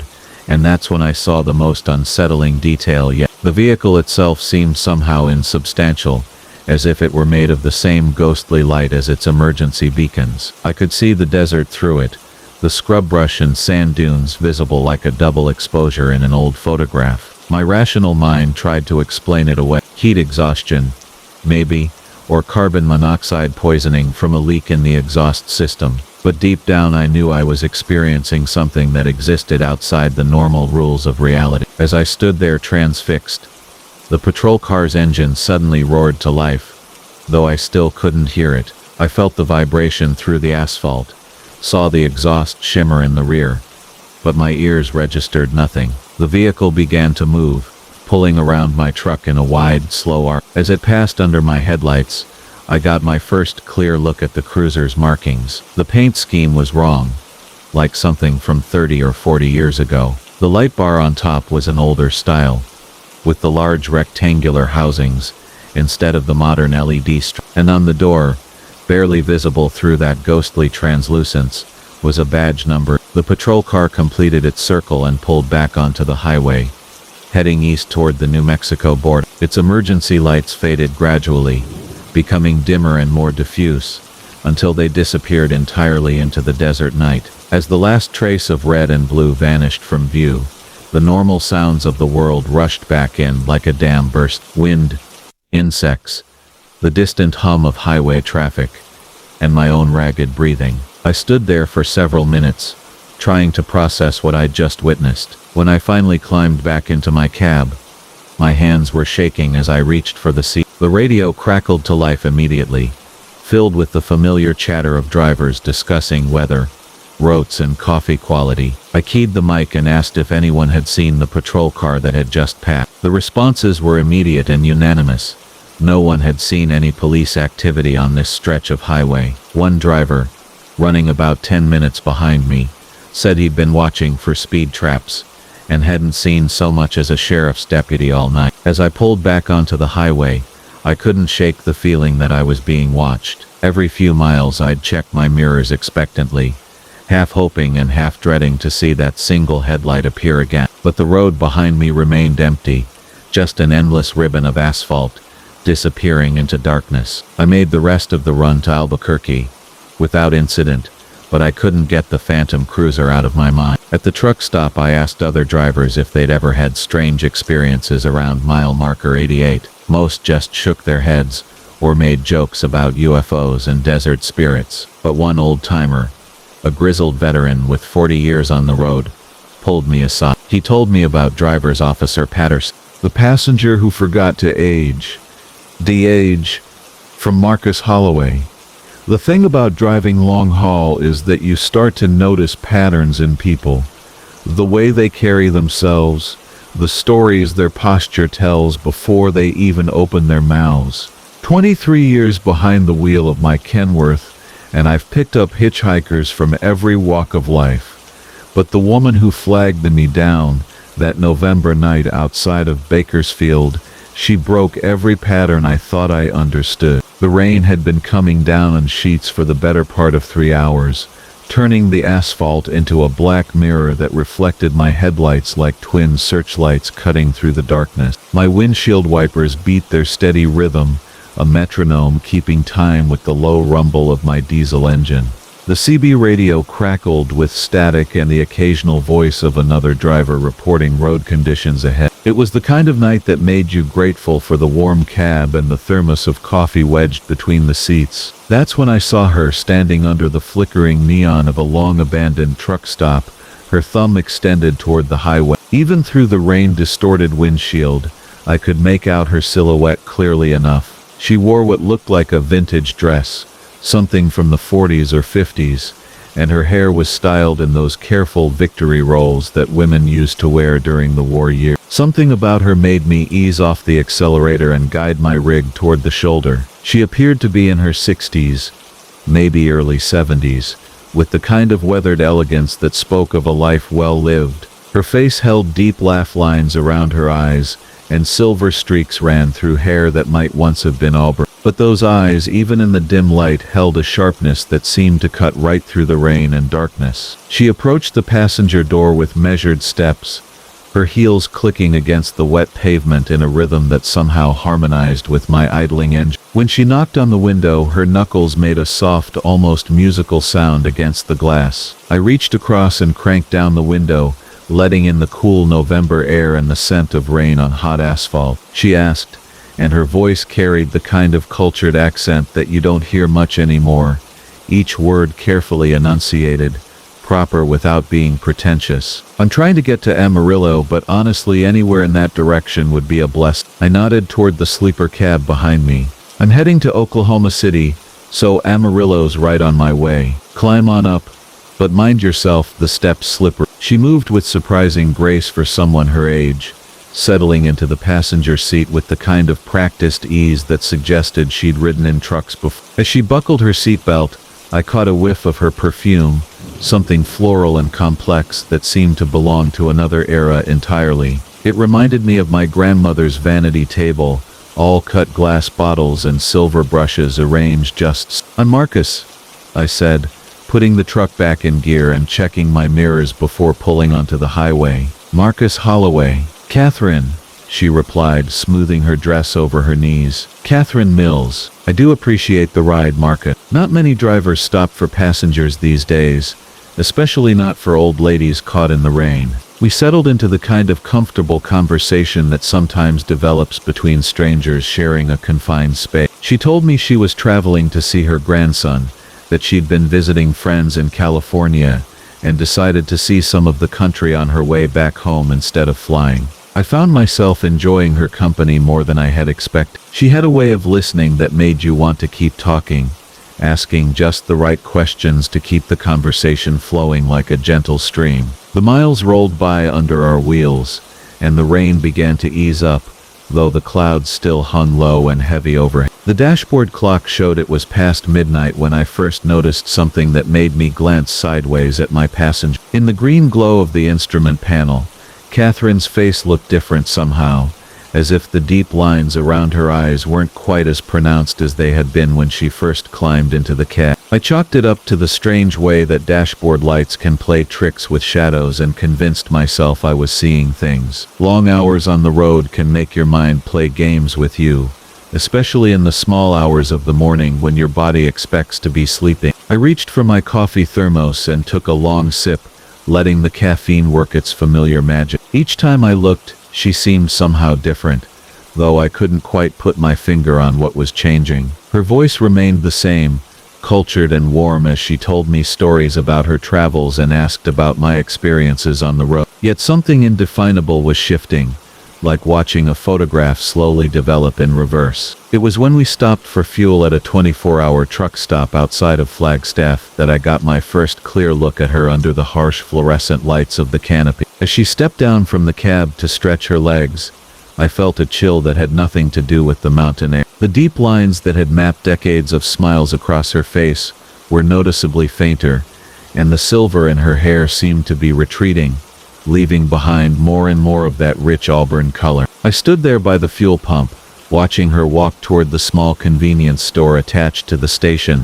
and tried to rationalize what I was seeing. Maybe the lighting at that first truck stop had been worse than I thought. Maybe the rain had distorted my initial impression of her age. But deep down in that part of your mind that knows when something is fundamentally wrong with the world, I understood that Catherine Mills was somehow growing younger. She returned with 2 cups of coffee and a package of donuts, moving with a spring in her step that seemed more pronounced than it had been hours earlier. As we climbed back into the cab and resumed our journey, I found myself studying her reflection in the passenger window. The face that looked back at me appeared to belong to a woman in her 50s now, the kind of subtle beauty that comes with middle-age confidence. Just tired, I lied, forcing my attention back to the highway ahead. Long night. When?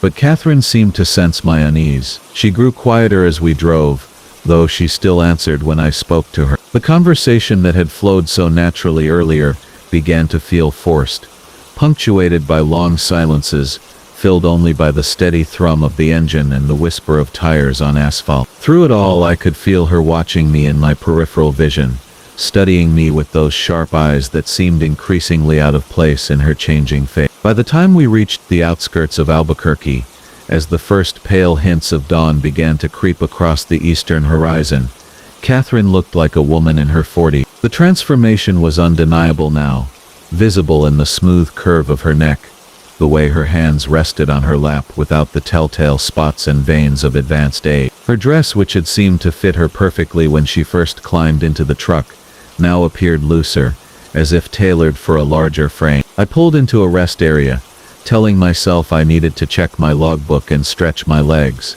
but really just needing to get out of the cab and clear my head. As I walked around the truck performing an unnecessary inspection of the tires and lights, Catherine remained in her seat, watching me through the windshield with an expression I couldn't quite read. When I climbed back into the driver's seat, she was arranging her hair in the visor mirror, and I caught sight of her reflection. The face looking back was that of a woman in her 30s, beautiful in a way that seemed almost too perfect, too symmetric. When she noticed me watching, she smiled, and for the first time since I'd picked her up, that smile didn't seem entirely friendly. "We should reach Amarillo soon," she said, her voice carrying a different quality now, younger and somehow more musical. "I'm looking forward to arrive." I nodded and started the engine, but my hands were trembling slightly as I gripped the steering wheel. Every instinct I'd developed over more than 2 decades of driving was telling me to pull over and ask her to get out.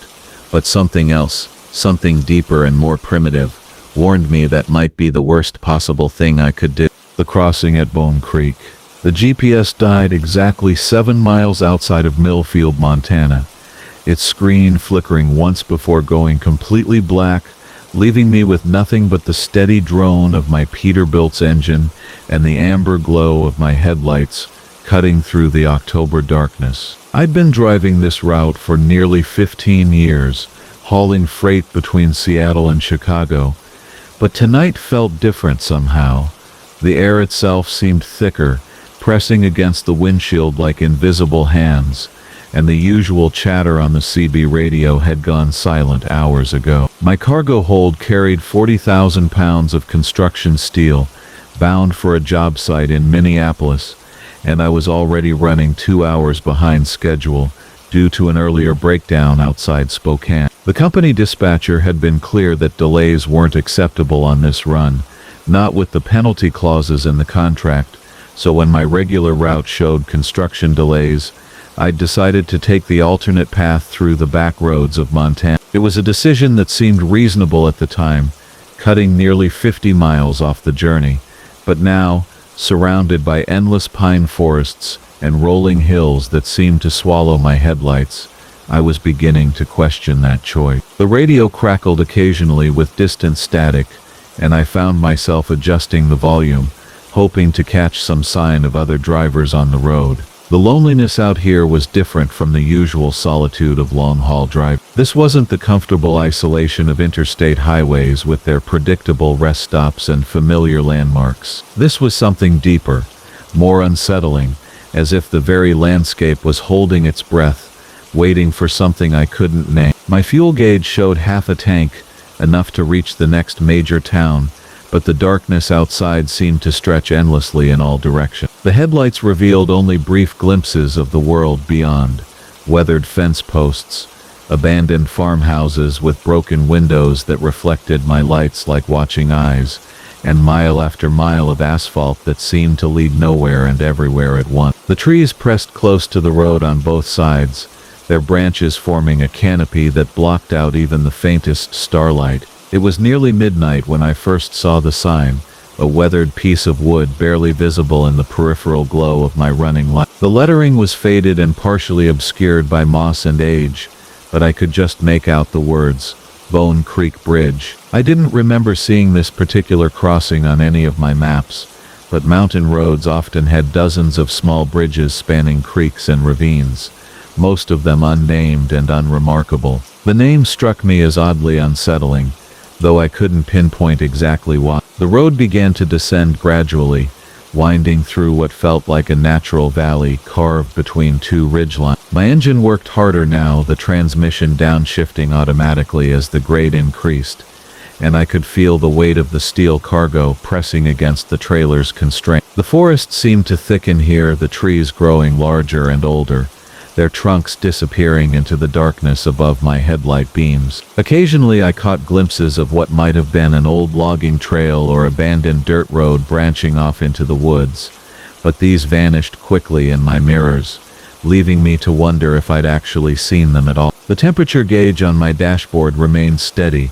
but I found myself checking it more frequently than usual. There was something about this stretch of road that made me hyper-aware of every mechanical detail, every small sound and vibration of the truck. The air conditioning cycled on and off with mechanical precision, but the air it circulated felt somehow stale, as if it had been trapped in these woods for decades. Through the ventilation system, I caught occasional whiffs of something organic and ancient, like fallen leaves mixed with mineral-rich earth, and something else I couldn't identify. When the bridge finally came into view, I initially felt a wave of relief. After 2 miles of increasingly steep descent, the prospect of crossing the creek and beginning the climb up the far side seemed like progress toward civilization. But as my headlights illuminated the structure ahead, that relief quickly transformed into something else entirely. This wasn't the standard concrete and steel bridge I'd expected, nor even the wooden timber bridges common in rural Montana.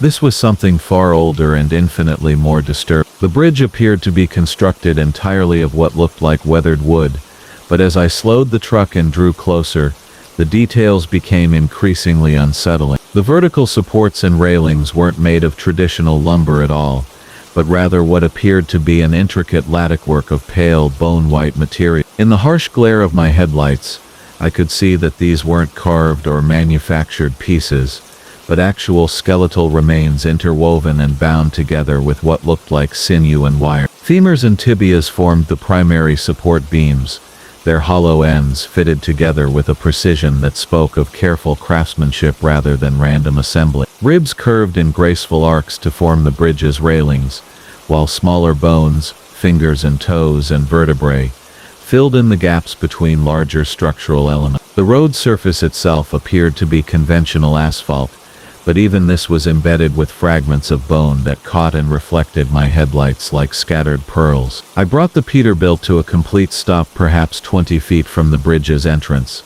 letting the engine idle while I tried to process what I was seeing. The logical part of my mind insisted that this had to be some kind of elaborate art installation or movie prop, perhaps left behind from a film production. Rural areas often served as locations for horror movies, and the realistic appearance of modern special effects could easily create something this convincing. But the bones looked genuinely aged, yellowed and weathered by what appeared to be decades of exposure to the elements. The CB radio suddenly hissed to life, startling me from my examination of the bridge. Through waves of static I could hear what sounded like voices, multiple people talking over each other in urgent overlapping whisper. I couldn't make out individual words, but the tone was unmistakably warning, pleading, as if dozens of people were trying to communicate something vital through the electronic interference. I adjusted the squelch and tried different channels, but the voices followed me across the frequencies, growing more insistent with each adjustment. My hands trembling slightly, I reached for my cell phone, thinking to call the local authorities, or perhaps the state highway department to report this bizarre obstacle. But the screen showed no signal bars at all, which wasn't entirely surprising given the remote location and surrounding terrain. The phone's clock read 12:17 a.m., and I realized I'd been sitting here for nearly 20 minutes, simply staring at this impossible structure. My delivery schedule was already compromised, and further delays would result in significant penalties, but the alternative was driving 40,000 pounds of cargo across a bridge that appeared to be held together by the skeletal remains of unknown creatures. As I sat there weighing my options, the voices on the radio began to fade, replaced by a new sound that seemed to come from the bridge itself. It was a subtle creaking and settling, like the sound of an old wooden house adjusting to temperature changes, but with an organic quality that made my skin crawl. The bone railings appeared to shift slightly in the peripheral edges of my vision, suggesting movement that stopped whenever I looked directly at them. The bridge seemed to be alive in some fundamental way, breathing or pulsing with a rhythm that matched my own accelerated heart. The fuel gauge reminded me that I had limited options. Turning back would mean retracing nearly 30 miles to the last major intersection, burning precious diesel and adding hours to an already delayed journey. The bridge looked structurally sound despite its disturbing appearance, and truck bridges in Montana were typically rated for far heavier loads than my current cargo. After another few minutes of internal debate, I released the brake and began to ease the Peterbilt forward, the engine's rumble echoing off the surrounding trees as I approached the bone-white structure. The moment my front tires touched the bridge surface, I felt a subtle vibration travel through the entire truck, as if the bridge was responding to the weight of my past. The bones in the railing seemed to shift and settle, adjusting their positions with small clicking sounds that were clearly audible over the engine noise. Through my driver's side window I could see individual skulls embedded among the structural elements, their empty eye sockets tracking my progress across the span. Some appeared human, but others were definitely animal, and a few had proportions and features that didn't match any creature I could identify. Halfway across, the truck's headlights illuminated something that made me slam on the brakes harder than was safe with such a heavy load. The far end of the bridge wasn't anchored to solid ground as I'd expected, but rather disappeared into what appeared to be a massive pile of bones that rose up from the creek bed like a white mountain. The pile shifted and moved constantly, bones tumbling and resettling with a sound like rain on a metal roof, and somewhere within that writhing mass, I could see shapes that might once have been human, still moving, still reaching toward the bridge with arms made of reassembled fragments. The CB radio exploded with voices now. The rain that leaves bruises. Sabacor. From Marcus. The first drops hit my windshield just past midnight, somewhere between Bakersfield and nowhere, and I knew right away something was wrong with this rain. Been driving these California highways for 15 years, hauling everything from furniture to farm equipment, and I've seen every kind of weather the sky can throw at you. But this rain, it didn't sound right hitting the glass. Too heavy, too thick, like it was carrying something more than water. My rig, a 98 Peterbilt that's been my home away from home since I bought her used in Phoenix, hummed steady beneath me as I squinted through the growing downpour. The windshield wipers fought against drops that seemed almost reluctant to slide away, leaving strange streaks that caught the light from my headlights in ways that made my eyes water. The CB radio crackled with static, occasional voices bleeding through from other drivers somewhere out there in the dark, but their words came garbled, like they were speaking through mud. I'd been making good time on this run, a load of restaurant equipment bound for San Francisco, when the weather turned. The forecast had called for clear skies, maybe some fog rolling in from the coast, nothing that would slow me down. But this storm came out of nowhere, clouds building like black mountains against the stars until they swallowed everything whole. Now the rain fell so hard I could barely make out the white lines on the asphalt, each drop hitting my truck with a sound like small stones thrown against metal. The first thing I noticed, besides the sound, was the color. Rain should be clear, maybe gray in the headlights, but this precipitation had a purple tint to it, subtle enough that I thought maybe I was just tired. I'd been driving since dawn, pushing to make my delivery window, and fatigue can play tricks on your eyes, but as the storm intensified, that purple hue became unmistakable, painting everything it touched with a bruised, sickly sheen. I pulled into a truck stop outside of Coalinga, thinking I'd wait out the worst of it over coffee and maybe a piece of pie. The parking lot was nearly empty, just two other rigs and a handful of cars huddled near the diner like wounded animals seeking shelter. The rain drummed against my cab roof with that same wrong sound, and when I opened my door to make a run for the building, a few drops caught me on my forearm where my sleeve had ridden up. Instead of the cool wetness you'd expect, each drop burned like ice, then faded to a dull ache that seemed to sink straight through my skin. I looked down at my arm in the yellow glow of the parking lot lights, and saw small dark marks where the rain had touched me. Not cuts or scrapes, but bruises. Perfect circles of purple and black spreading beneath my skin like ink drops in water. The waitress, a middle-aged woman with kind eyes and nervous hands, kept glancing toward the windows where the strange rain continued to fall. She brought me coffee without being asked, her movements quick and efficient, like she was afraid to linger too long in one place. "You seen anything like this before?" I asked the driver at the counter next to me, a grizzled man in a Kenworth cap, who looked like he'd been hauling freight since before I was born. It was covered in those same circular bruises, dozens of them in various stages of purple and black, like someone had used him for target practice with a paintball gun. "Caught me changing a tire about 20 miles back," he said, his voice rough with exhaustion. Rain came down so fast I couldn't get back in the cab quick enough. Each drop that hit me left one of these marks. The youngest driver at the far end of the counter, couldn't have been more than 25, kept rubbing his neck where 3 perfect bruises formed a triangle, just below his jawline. "Radio's been picking up weird signals," he said without looking up from his coffee. Voices speaking in languages that don't sound human, and this humming that makes your teeth ache, started right when the rain did. I spent 2 hours in that diner, watching through the windows as the purple rain continued to fall, each drop visible in the parking lot lights like a shower of dark pearls. The other drivers shared their stories in hushed tones, comparing bruise patterns and trying to make sense of what was happening. One man claimed he'd seen the rain eating through the paint on his trailer, leaving perfect circular pits in the metal underneath. Another swore the water pooling on the asphalt was moving against the flow of gravity, forming patterns that hurt to look at directly. But I had a schedule to keep, and the storm showed no signs of letting up. Around 3 in the morning, I made the decision to get back on the road. The waitress tried to talk me out of it, pressing extra napkins into my hands and telling me to cover up any exposed skin. The older driver grabbed my arm as I headed for the door, his grip tight with desperation. "We tried to help a motorist about an hour before you got here," woman whose car had broken down. "She was standing in that rain for who knows how long. When we brought her inside, she was more bruised than skin, and she kept talking about things in the clouds.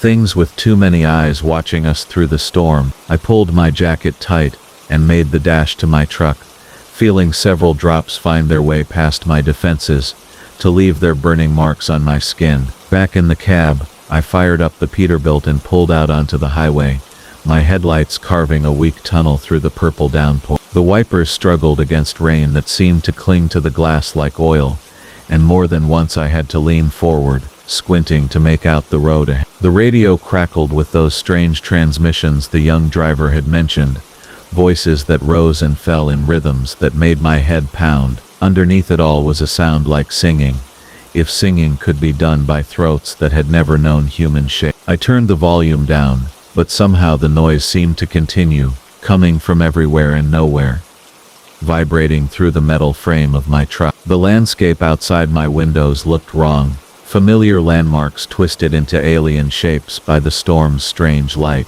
Road signs reflected my headlights back at odd angles, the letters seeming to rearrange themselves when I wasn't looking directly at them. More than once I caught glimpses of movement in the rain, shapes that might have been birds or debris, but moved with too much purpose, too much intelligence. Every instinct told me to keep driving, to remember the older driver's warning, but years of highway courtesy and basic human decency made me slow down. As I got closer, I could see a figure standing beside the vehicle, arms raised toward the sky as if embracing the rain. I pulled over and grabbed my CB handset, trying to raise the stranded motorist on Channel 9, but got only static and that underlying hum that seemed to burrow into my brain. Through my passenger window, I could see the person more clearly now. It was a woman in a white dress that should have been transparent with all the rain, but instead seemed to absorb the purple drops, growing darker with each passing moment. She turned toward my truck, and even through the rain and distance, I could see that her skin was a map of bruises, overlapping circles of purple and black that covered every visible inch of her body. Her eyes reflected my headlights like an animal's, too bright and too awake. When she smiled, I saw that even her teeth were stained purple, and the rain running from her hair left dark streaks down her face like tears of ink. I threw the Peterbilt into gear and pulled back onto the highway, my heart hammering against my ribs. In my side mirror, I watched her standing in the road behind me, arms still raised to the sky, drinking in the purple rain, until the darkness swallowed her completely. The next 50 miles passed in a blur of speed and terror. I pushed my truck harder than I should have, desperate to outrun the storm and whatever intelligence guided it. The radio continued its alien chorus, and more than once I saw shapes moving parallel to the highway, keeping pace with my 70-mile-per-hour flight through the night. The bruises on my arms throbbed in rhythm with the sound, and I began to understand that each mark was like a door, letting something cold and foreign seep into my blood. The Highway Between Hell and Heaven. From Marcus Chen. TB. The thermometer on my Peterbilt's dashboard read -23 degrees when I first noticed the orange glow bleeding through the darkness ahead. I'd been driving through the Montana wilderness for 6 hours straight, my 18-wheeler cutting through a frozen wasteland where the wind howled like a living thing, and ice crystals formed delicate patterns on my windshield, faster than the defroster could melt them away. The heater hummed its steady mechanical lullaby, a comforting contrast to the savage cold that waited just beyond the steel and glass cocoon of my cab. Highway 287 stretched endlessly before me, a ribbon of black asphalt that disappeared into the kind of darkness that makes you question whether the world beyond your headlight beams still exists at all. I'd driven this route dozens of times over my 15 years as an over-the-road trucker, hauling everything from electronics to furniture across the northern states, but tonight felt different somehow. The usual landmarks seemed shifted, as if someone had moved them just slightly out of place while I wasn't paying attention. Mile markers appeared where I didn't remember them being, and the familiar curve near Freeze-Out Lake felt sharper, more treacherous than it should have. My radio crackled with static-filled chatter from other drivers, scattered across the frozen highways, their voices floating in and out like ghosts in the electromagnetic spectrum. Most were complaining about the weather, the way the cold made their diesel gel despite the additives, how the wind tried to push their trailers into the wrong lane. But underneath their mundane concerns, I detected something else in their voices, a tension that matched the unease growing in my own chest. One driver mentioned seeing lights where no lights should be. Another talked about his GPS giving him directions to towns that didn't exist on any map. The orange glow ahead grew stronger as I crested a hill, and I felt my foot ease off the accelerator without any conscious decision on my part.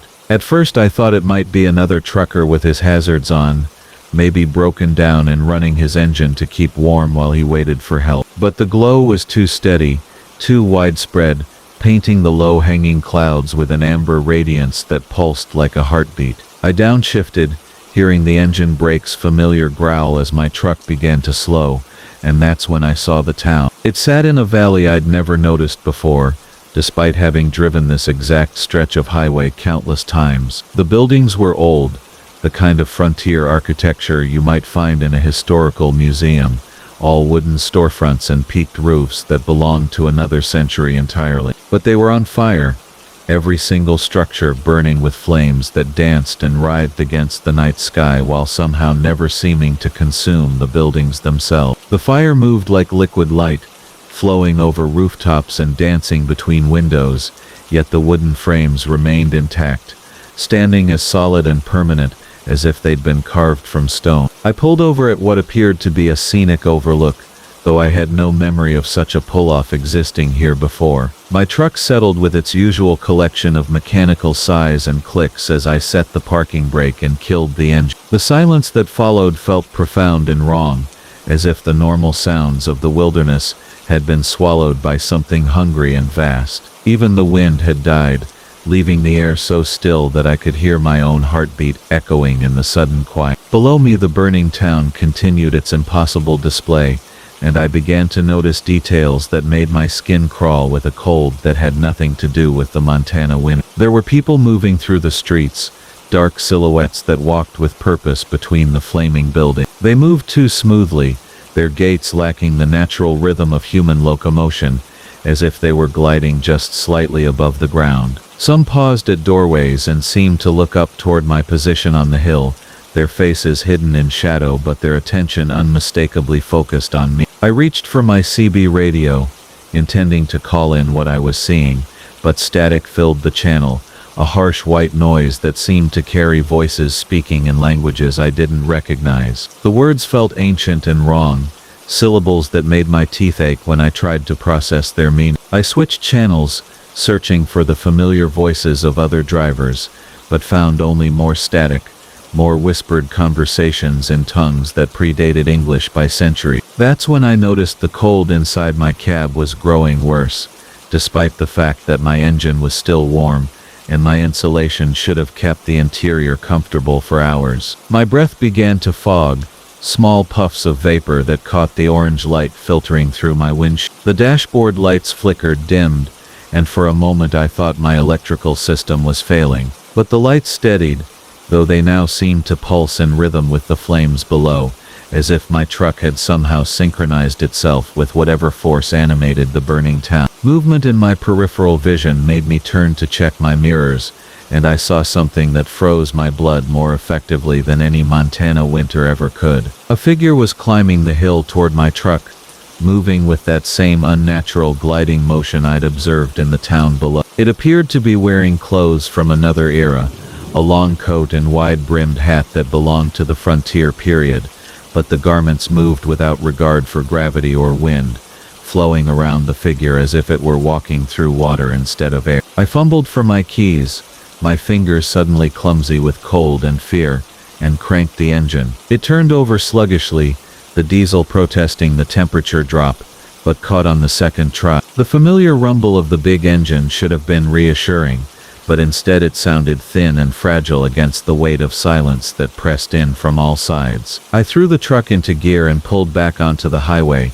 my headlights sweeping across the approaching figure as I turned. For just an instant, the beams illuminated a face that belonged in no human family tree, features that suggested humanity without quite achieving it, as if someone who had never seen a person had tried to sculpt one from memory and gotten the proportions subtly, but fundamentally wrong. The eyes reflected the light like an animal's, but with an intelligence that was far older and more alien than any creature that had ever drawn breath on this earth. I pressed the accelerator to the floor, pushing my rig harder than was safe on the icy roads, desperate to put distance between myself and whatever was happening in that impossible valley. In my mirrors I watched the orange glow recede, but it seemed to follow me longer than the geography should have allowed, as if the light was stretching itself across the miles to maintain its hold on my truck. The burning town remained visible far longer than any real fire should have, a persistent ember in my rearview mirror that refused to be dismissed by distance or the curve of the earth. Miles passed before I dared to check my GPS,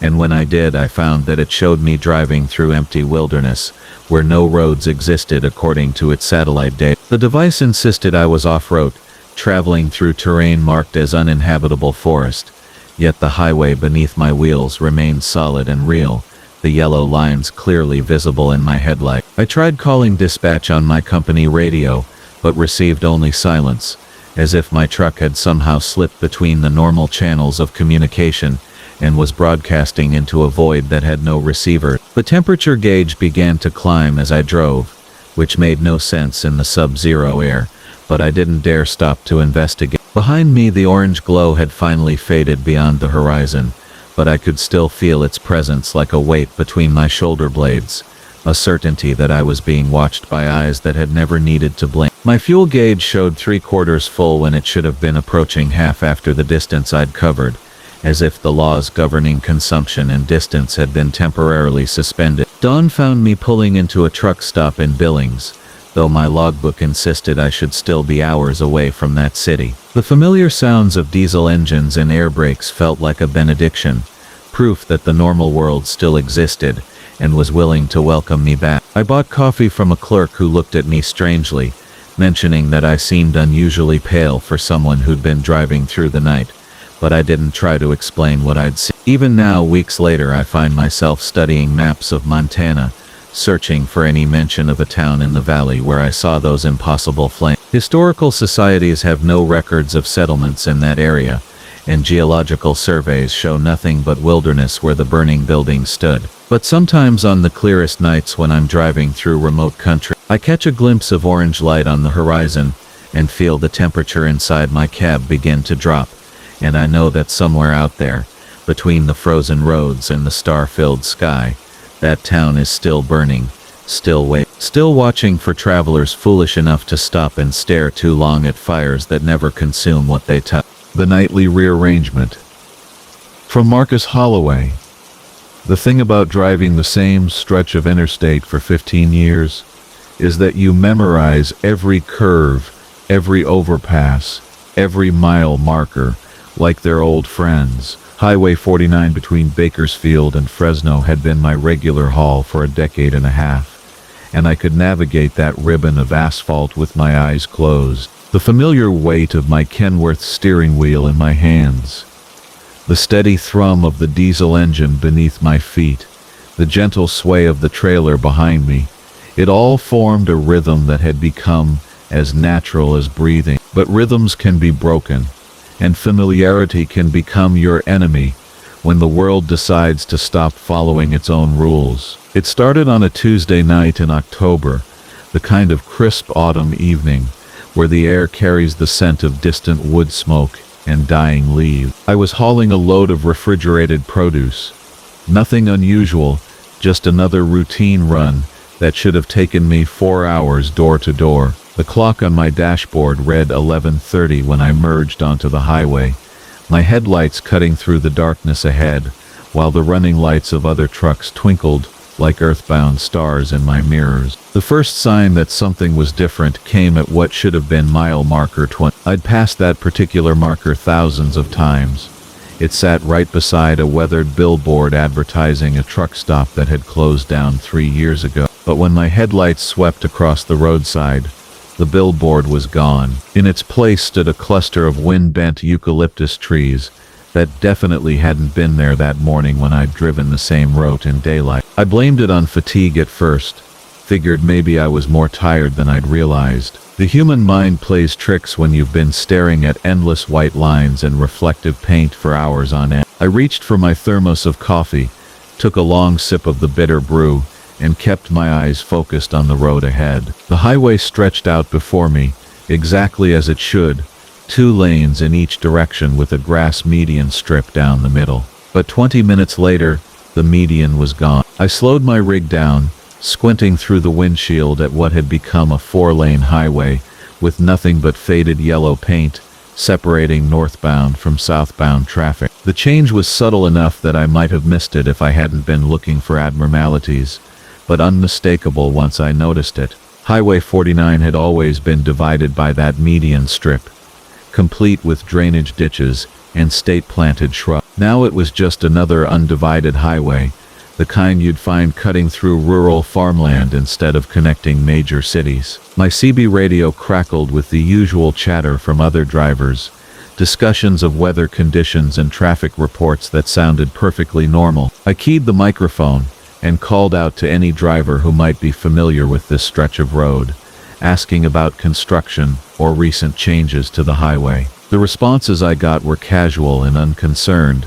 Nobody else seemed to notice anything unusual about the road we were all traveling. That's when I started paying attention to the exit signs. The first one I didn't recognize was for a place called Millbrook. Population. The green highway sign looked official enough, complete with reflective lettering and the proper state seal, but I'd never heard of any town called Millbrook along this route. I delivered to every significant population center within 50 miles of Highway 49, and that name wasn't familiar. More troubling was that the exit appeared exactly where there should have been a rest area that I'd stopped at countless times before. I kept driving, telling myself that maybe the state had renamed some places, maybe I was more tired than I thought. Maybe there was some simple explanation for what I was seeing. The engine of my Kenworth continued its steady rumble. The trailer behind me tracked straight and true, and the white lines kept disappearing under my front bumper with metronomic regularity. Everything felt normal, except for the growing certainty that the road I was driving wasn't the road I knew. The next exit sign advertised a town called Cedar Falls, which was impossible because I knew for a fact that particular stretch of highway ran through nothing but agricultural land. When I glanced to my right, though, I could see lights in the distance, a small constellation of street lights and house windows that suggested an actual community nestled in what should have been empty field. The sight made my hands tighten on the steering wheel and my foot ease slightly off the accelerator. I tried to rationalize what I was seeing. Maybe I'd taken a wrong turn somewhere, gotten onto a different highway without realizing it. But I'd been driving straight, hadn't taken any exits or on-ramps. And my GPS unit showed me exactly where I should be, right on Highway 49, making good time toward Fresno. The little blue dot representing my truck moved along the familiar route on the screen, while my eyes told me I was driving through territory I'd never seen before. The landscape outside my windshield had changed too, transforming from the flat agricultural plains I expected into rolling hills dotted with oak trees. In the distance I could make out the silhouettes of mountains that shouldn't have been there, peaks that rose against the star-filled sky like the spine of some sleeping giant. The air smelled different too, carrying scents of pine and mountain streams instead of the usual mix of fertilizer and crop dust that characterized this part of California. I passed another truck going the opposite direction, its headlights blazing past my driver's side window. For a moment I considered trying to flag down the other driver, see if he'd noticed anything strange about the highway. But what would I say? That the road was different from how I remembered it,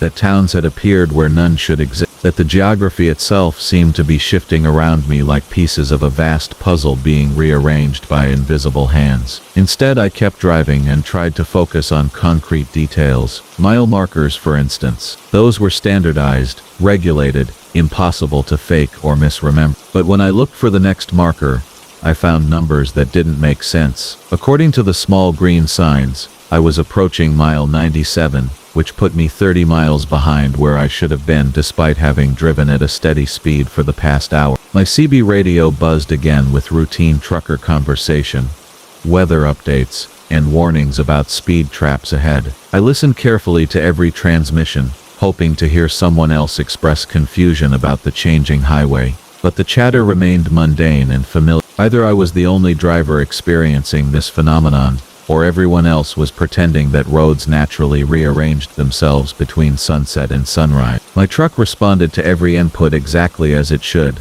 The engine temperature remained steady. Fuel consumption stayed within expected parameters. The highway itself looked perfectly real, complete with proper signage, regulation lane widths, and the kind of wear patterns you'd expect from years of heavy traffic. If I hadn't known this route so intimately, I might never have noticed that reality had gone off script. As I crested a hill that definitely hadn't been there before, I saw lights ahead that made my breath catch in my throat. A truck stop sprawled across the landscape, its parking lot filled with dozens of tractor trailers, and its fuel islands glowing under harsh fluorescent light. The problem was that I knew every truck stop along Highway 49.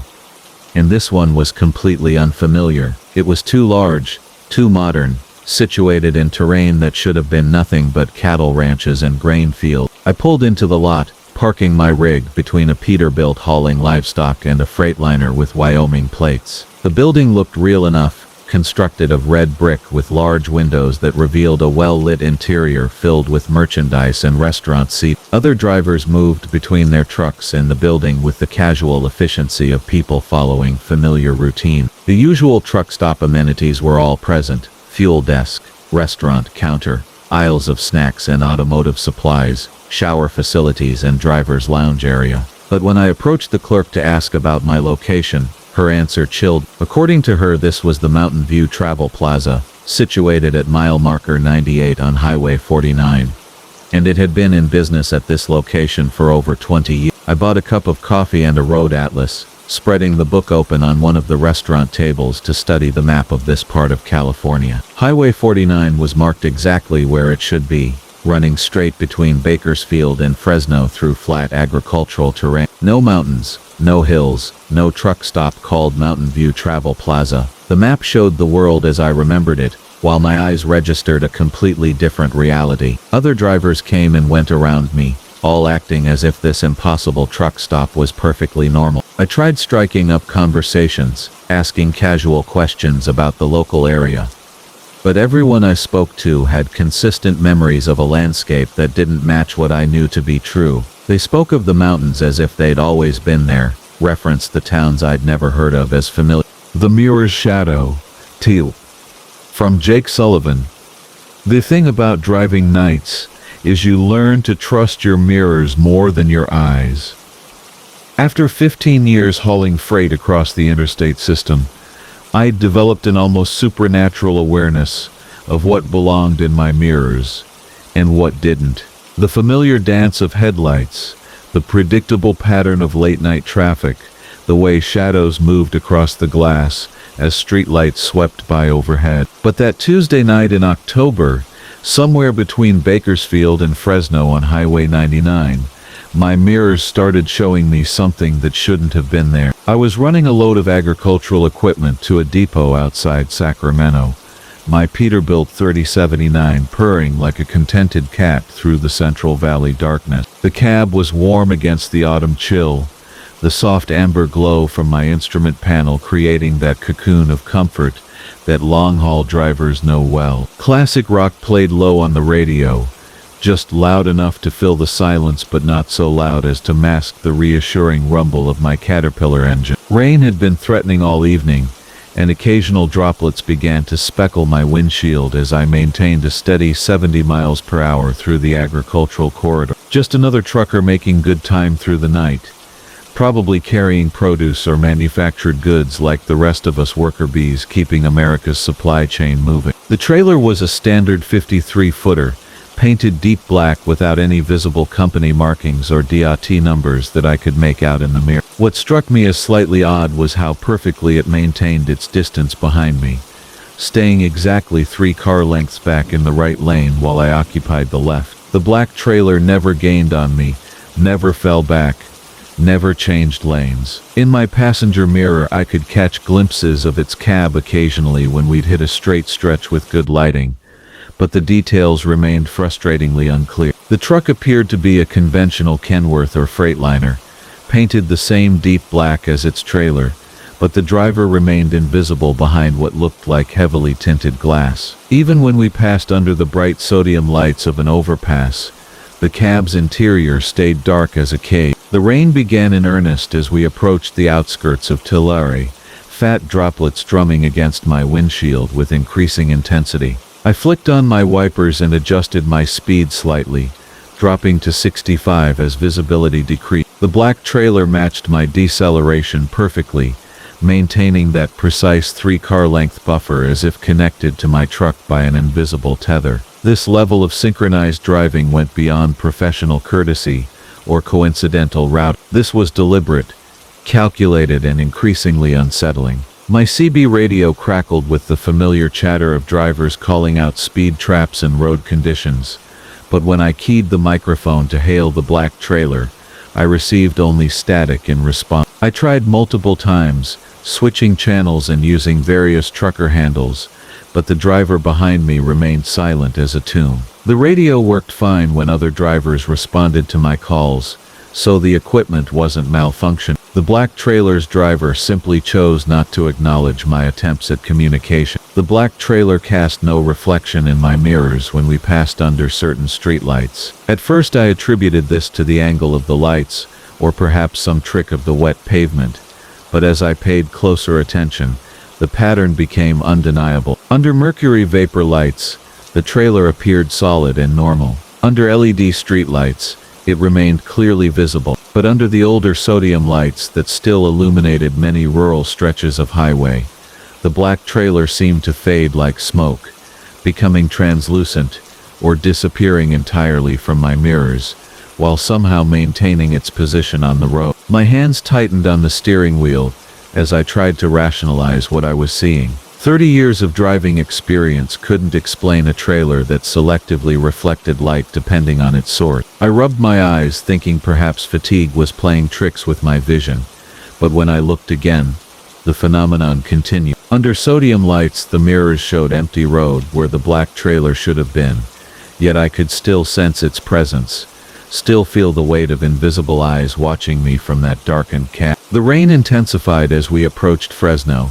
turning from steady droplets to sheets of water that challenged my wiper's ability to keep the windshield clear. I reduced speed to 55, then 50, expecting the black trailer to finally change lanes and pass me as any sensible driver would do in deteriorating conditions. Instead, it slowed with me, maintaining that supernatural synchronization that was beginning to feel less like coincidence and more like predatory stalking. Not dramatically, not enough to constitute tailgating, but the 3-car length buffer had shrunk to 2 lengths, then 1.5. The change was so gradual I couldn't pinpoint when it had begun, but the black trailer was definitely closing distance despite my reduced speed. In my mirror, the trailer's front seemed to loom larger, as if it were growing rather than simply approaching. The black trailer immediately signaled and followed me into the right lane, settling back into its watching position directly behind my rig.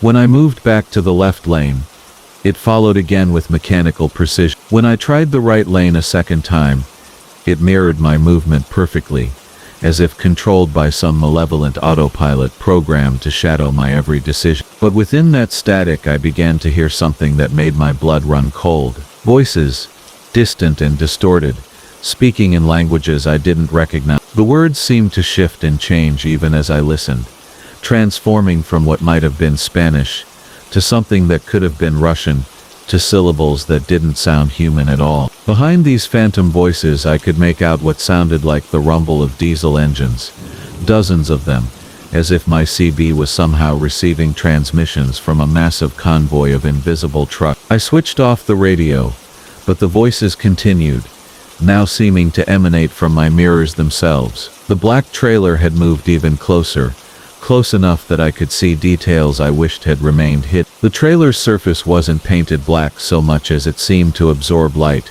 creating a void-like rectangle that hurt to look at directly. Along its sides I could make out shapes that might have been writing in some alphabet I'd never seen, symbols that seemed to writhe and shift when caught in peripheral vision. The cab pulling the black trailer had become clearer as well, and I realized with mounting horror that it wasn't tinted glass concealing the driver. The windshield and side windows were completely black, not dark but genuinely, absolutely black, as if the cab's interior contained a piece of deep space. Yet somehow I could feel a tension radiating from that impossible darkness, intelligence both ancient and malevolent studying my every movement with predatory patience. Without signaling, I yanked the wheel hard right and took the off-ramp at the last possible moment, my trailer swaying dangerously on the tight curve, as I fought to maintain control on the rain-slick pavement. In my mirrors I watched the black trailer continue straight on Highway 99, shrinking rapidly in the distance as I escaped onto Surface Street. My hands were shaking as I set the parking brake and shut down the engine,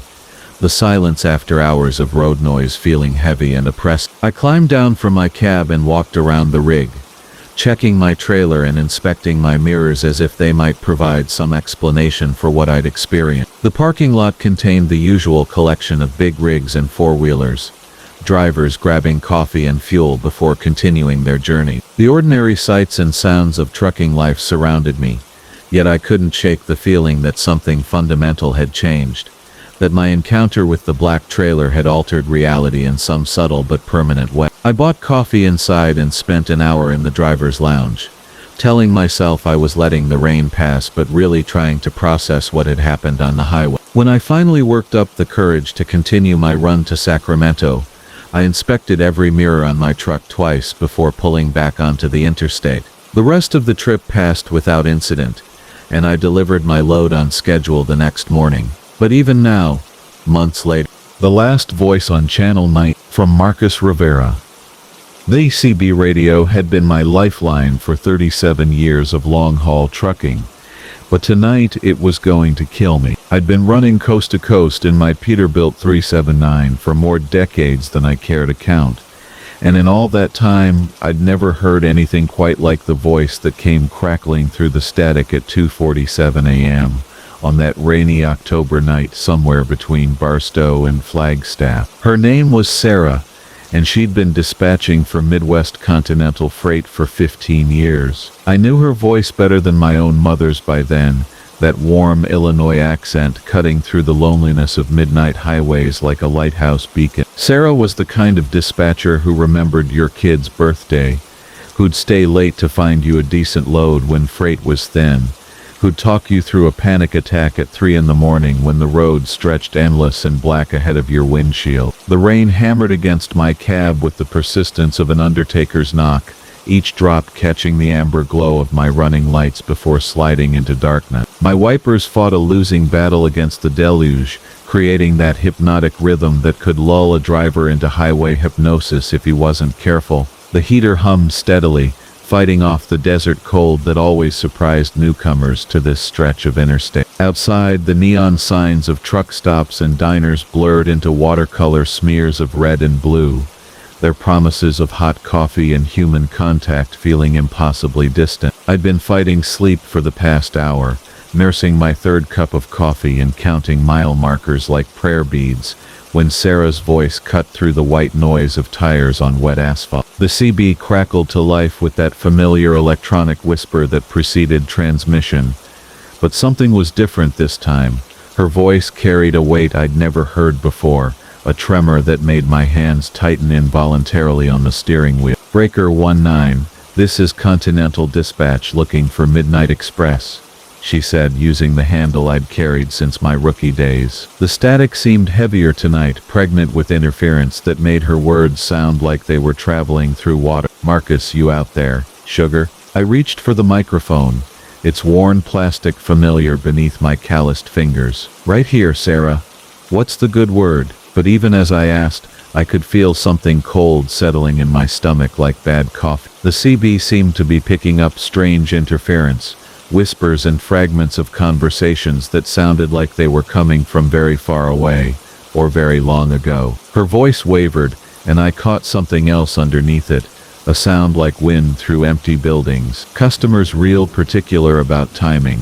Real particular. Even pushing hard, Albuquerque was still 5 hours out, and I was already running on fumes and caffeine. That's cutting it mighty close, Sarah. What kind of load we talking about? The silence stretched so long I thought we'd lost connection. When she finally responded, her voice sounded different, older somehow, like it was echoing from the bottom of a well. Personal effects, family heirlooms, the kind of things that need to get where they're going, Marcus. The kind of things that don't rest easy when they're kept from home. Something in her tone made the hair on the back of my neck stand up.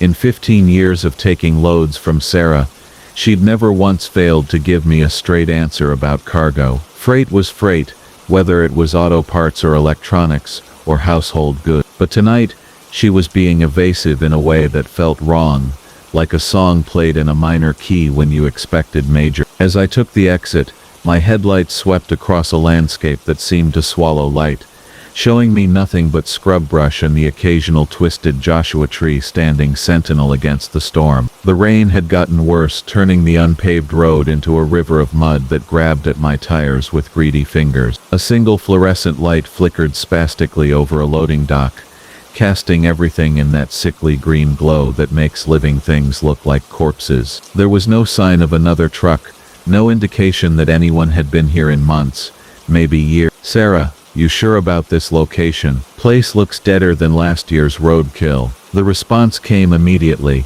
but it wasn't Sarah's voice. It was older, raspier, like someone had been smoking unfiltered cigarettes for decades. She's not here anymore, Marcus, but don't you worry. We've been waiting for you. Ice water flooded my veins. I'd never heard this voice before, but somehow it felt familiar, like a half-remembered nightmare. The CB crackled with interference, and underneath it, I could swear I heard the sound of breathing, slow and deliberate. Who is this? I demanded, but the only response was static. I was reaching for my cell phone to call the company directly when Sarah's voice returned, but now it sounded hollow, distorted, like it was being played through a broken speaker. Marcus, don't leave me here. Please don't leave me here with them. I've been trying to finish my shift for so long, but they won't let me go. They keep making me call drivers one after another, and they never come back. My blood turned to slush. Sarah, what are you talking about? Where are you? I died 3 years ago, Marcus. Car accident on my way home from work. But somehow I'm still here, still taking calls, still dispatching loads that don't exist to places that aren't on any map. And every driver who takes one of these runs. Her voice dissolved into electronic screams. I threw the CB microphone aside and slammed the truck into reverse, my tires spinning frantically in the mud as I fought to get away from that cursed loading dock. In my mirrors I saw shapes moving in the darkness behind the truck stop. Tall figures that seemed to drift rather than walk, their movements wrong in ways that made my eyes water. Drivers I'd known over the years, men and women, whose voices had gone silent on the highways one by one. They were all trying to talk, all trying to warn me, their words overlapping into a cacophony of electronic desperation. Turn around, Marcus. Sarah's voice cut through the chaos, but now it carried an authority that wasn't entirely human. You can't leave without your load. Company policy. My headlights caught movement ahead, and I saw them standing in the road, blocking my escape. Figures in the uniforms of drivers from different eras, some wearing clothes I hadn't seen since the 70s, others more recent. Their faces were wrong, features blurred like photographs left too long in the sun. and standing among them was a woman in a dispatcher's uniform, her name tag glinting in my headlights. "Sarah." I jerked the wheel hard to the right, crashing through a barrier of dead brush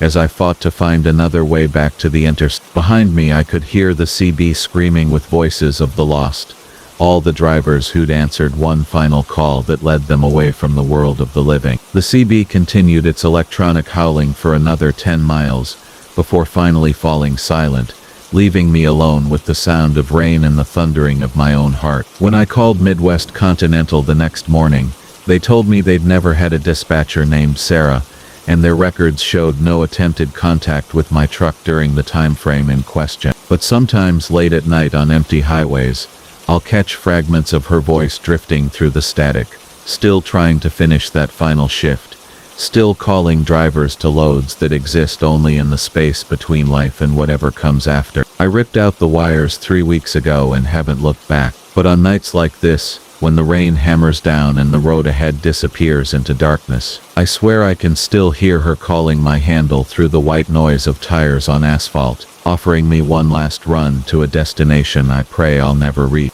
The reverse choir. D. From Marcus Chen. D. The first time I heard my reverse gear scream, I was backing into a loading dock in Amarillo at 3 in the morning. The sound cut through the diesel rumble like a rusty blade dragging across sheet metal. High-pitched and almost human, I killed the engine immediately, my hands trembling on the steering wheel as the echo faded into the Texas darkness. The dock worker who'd been guiding me jogged up to my window, his face pale under the sodium lights. "What the hell was that?" he asked, glancing nervously at my trailer. "Sounded like someone was dying back there." I told him it must be the transmission, maybe a worn bearing or damaged gear teeth, though I'd never heard anything quite like it in my 23 years of driving long haul. The sound had been too organic, too full of anguish to be mere mechanical failure, but what else could it be? I finished the delivery and drive, maneuvering with careful forward motions until I could get the rig positioned. The entire time that scream echoed in my memory, raising goosebumps along my arms, despite the warm night air. Old Murphy himself crawled under the chassis, spent the better part of 4 hours examining every component of my transmission and drivetrain. When he emerged, wiping grease from his hands with a red shop rag, he shrugged and shook his head. "Can't find nothing wrong with her, Marcus. Reverse gear engages smooth as butter, all the teeth look good.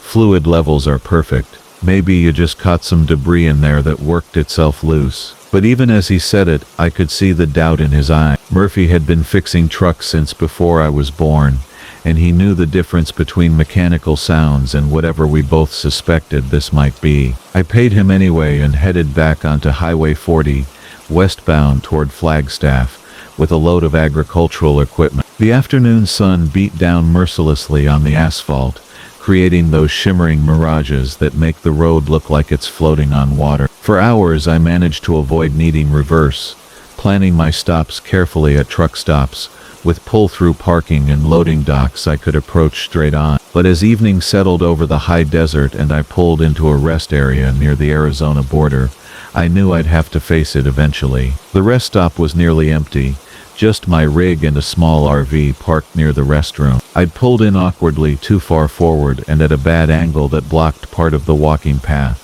The responsible thing would be to back up and reposition, but the thought of engaging that reverse gear made my stomach clench with anxiety. Instead, I convinced myself I was tired, that I'd deal with it in the morning, and settled into my sleeper berth as twilight painted the sky deep purple. Sleep came fitfully, interrupted by dreams of mechanical screams and shadowy figures walking around my truck. I kept waking to peer through the curtains, expecting to see someone examining my trailer or tampering with my transmission. But the rest area remained quiet, lit only by a few dim security lights that cast long shadows between the scattered vehicles. Around 2 in the morning, I was awakened by the sound of another truck pulling into the rest area. Through my windshield, I could see it was an older Kenworth, its chrome dulled with age and road grime. The driver parked several spaces away and killed his engine, but I could see him silhouetted in his cab, apparently settling in for the night.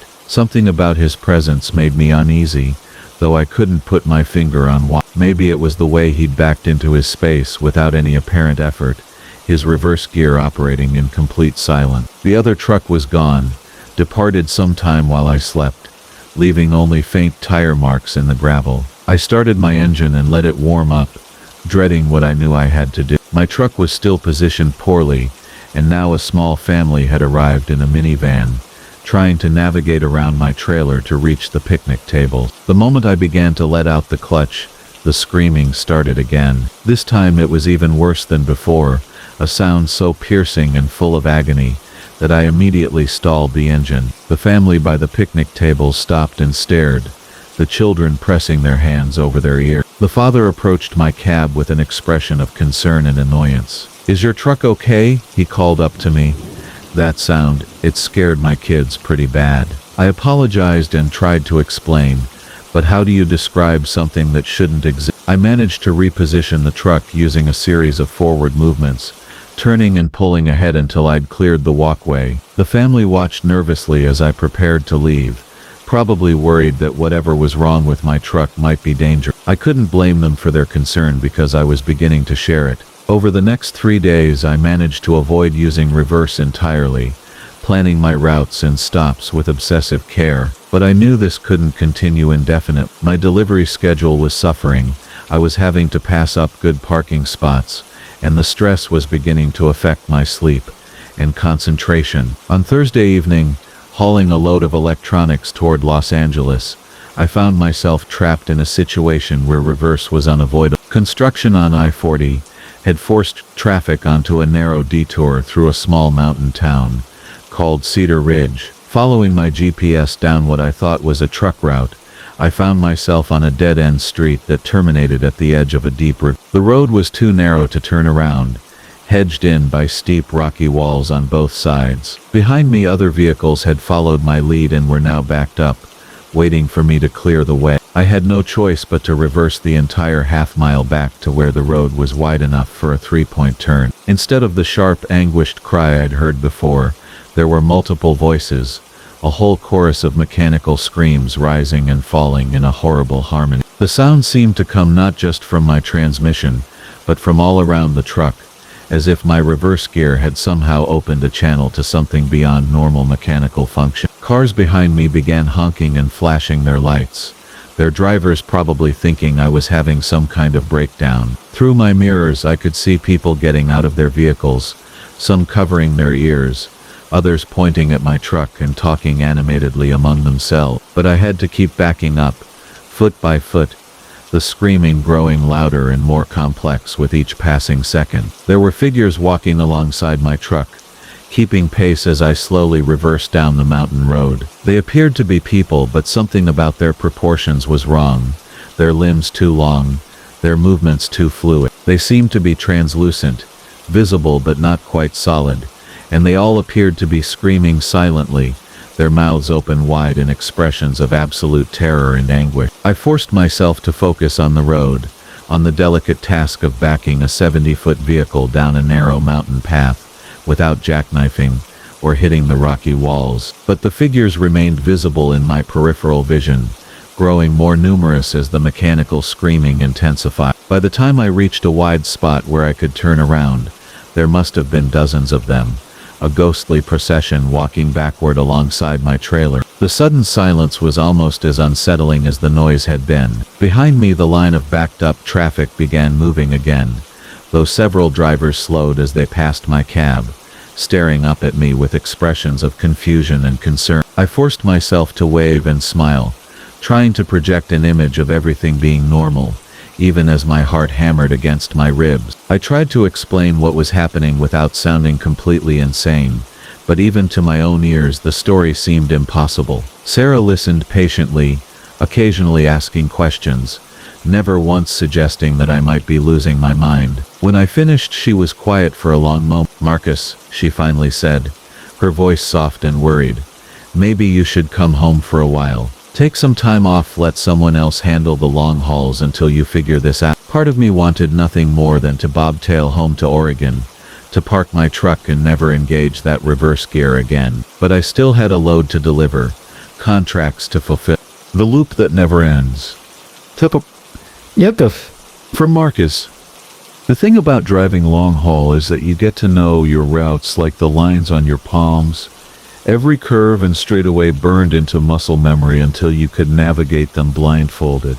That's why when I first noticed the irregularities on Interstate 94 between Billings and Miles City, I figured it was just fatigue playing tricks on my mind. After 18 years behind the wheel of my Kenworth W900, I'd learned to trust my instincts, but even the sharpest driver can fall victim to highway hypnosis on those endless Montana stretches. It started 3 weeks ago during what should have been a routine run hauling refrigerated beef from a processing plant outside Billings to a distribution center in Minneapolis. The load was standard, the weather clear, and my logbook showed I had plenty of drive time remaining when I pulled out of the truck stop at midnight. The October air carried that crisp bite that promised winter wasn't far behind, and my breath fogged slightly as I performed my pre-trip inspection under the harsh LED lights of the parking lot. Everything checked out perfectly, from tire pressure to the gentle hum of the refrigeration unit maintaining its steady 34 degrees. The first hour passed without incident,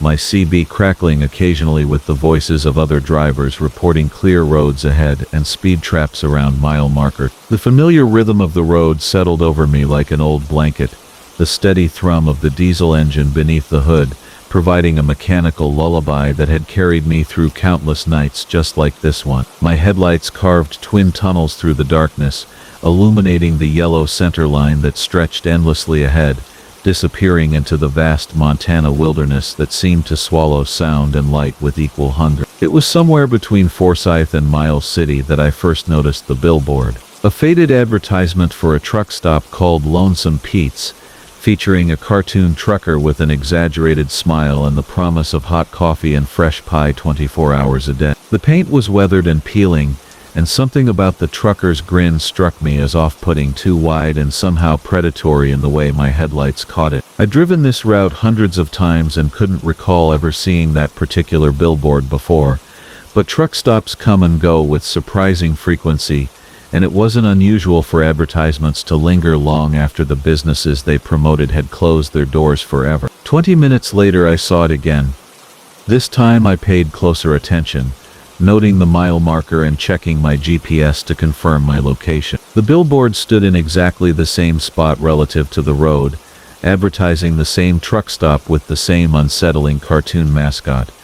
But my instruments clearly indicated I was 15 miles farther east than I'd been when I first spotted it. I shook my head and reached for my thermos of coffee, taking a long sip of the bitter brew and chalking the repetition up to a simple case of multiple billboards for the same establishment. Marketing was marketing after all, and truck stops needed every advantage they could get in an increasingly competitive business. But as the miles rolled beneath my wheels, I began to notice other inconsistencies that set my teeth on edge with their subtle wrongness. The same distinctive rock formation appeared 3 times on my right side, a jagged outcropping that resembled a sleeping giant's profile silhouetted against the star-scattered sky. Each time it materialized in my headlights, it occupied the exact same position relative to the road, and each time my GPS confirmed I was continuing east toward my destination, the miles steadily accumulating on my electronic logbook. The CB radio began to repeat conversations as well,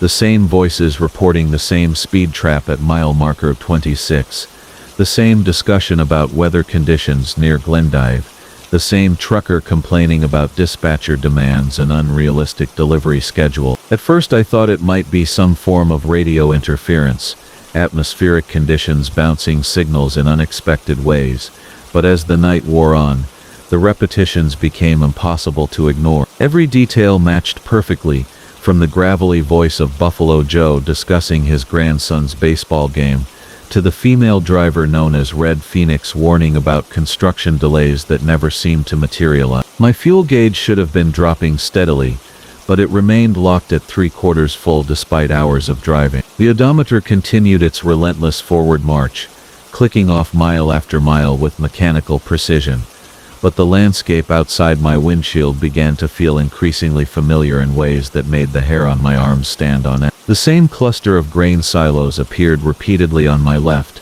their cylindrical forms looming like ancient monuments in the darkness. The same abandoned farmhouse with its sagging roof and broken windows materialized again and again, each appearance accompanied by that same billboard for Lonesome Pete's and its grinning cartoon proprietor. I tried changing lanes, varying my speed, even pulling over to consult my paper atlas by dome light, but nothing seemed to break the pattern that was slowly crystallizing around me like ice forming on a windshield. The road stretched ahead with hypnotic sameness, the yellow lines growing and shrinking in my headlight beams with metronomic regularity. My radio continued to cycle through the same conversations, as if the entire trucking community had become trapped in some form of temporal loop, condemned to repeat the same exchanges for eternity while the miles accumulated meaninglessly on our odometer. The temperature gauge remained steady, the engine performed flawlessly, and my logbook showed steady progress toward Minneapolis,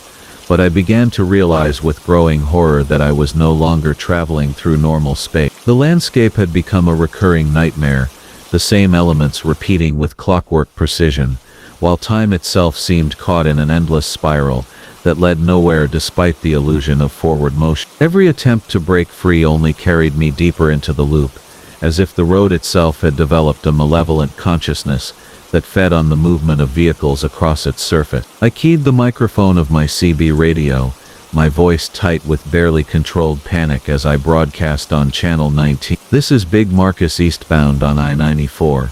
Anybody else noticing anything strange about the scenery tonight?" The response came immediately, in voices I'd heard dozens of times already over the past several hours, the same truckers reporting the same conditions in the same order, as if my transmission had simply triggered the next phase of some cosmic recording. Buffalo Joe mentioned his grandson's batting average, Red Phoenix warned about non-existent construction, and the dispatcher complaints began their familiar cycle while the billboard for Lonesome Pete's grew larger in my windshield. That's when I noticed the truck stop itself, materializing out of the darkness like something from a fever dream. The building was exactly as advertised, a low concrete structure with windows that glowed yellow against the night, surrounded by a parking lot that seemed far too large for such a modest establishment. A few other trucks sat scattered across the asphalt, their running lights creating a constellation of red and amber dots in the darkness. But there was something wrong with their positioning that I couldn't quite identify. They seemed frozen in place as if they'd been parked there for decades rather than hours, and their chrome no longer gleamed, despite the harsh illumination from the overhead light. The neon sign above the entrance flickered with the name Lonesome Pete's, but the letters seemed to shift and blur when I looked directly at them, as if they existed in some state between presence and absence. The cartoon trucker from the billboard had been rendered in 3 dimensions as well, a fiberglass statue standing near the front door with that same predatory grin and arms spread wide in welcome. But his painted eyes seemed to track the movement of my truck as I rolled past, following my progress with an intelligence that no inanimate object should possess. I pressed harder on the accelerator, my engine responding with a deeper growl as I tried to leave the truck stop behind, but within minutes it appeared again on my right side, identical in every detail down to the positioning of the other trucks in the parking lot. The statue's head swiveled to track my passage once more, its grin somehow wider than before, and I realized with crystalline clarity that I'd become trapped in something far more sinister than a simple navigation error. The loop was tightening around me like a noose, each repetition bringing me closer to some inevitable conclusion that my mind refused to contemplate. The other trucks in the parking lot weren't stopping for rest or fuel.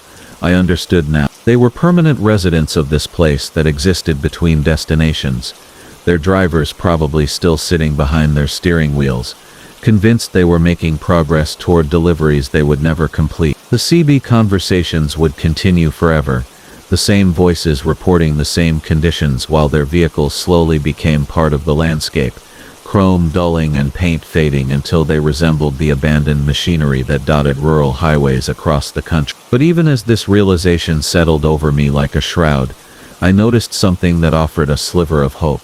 On my most recent pass by the truck stop, one of the vehicles in the parking lot was gone, leaving behind an empty space marked only by oil stains on the asphalt. If someone had managed to escape, perhaps there was still a way out of this automotive purgatory that had snared me in its endless embrace. The Price of Passage, from Marcus Holloway. The thing about driving long haul for 37 years is you think you've seen every stretch of asphalt this country has to offer. Every truck stop diner with its flickering neon coffee cup.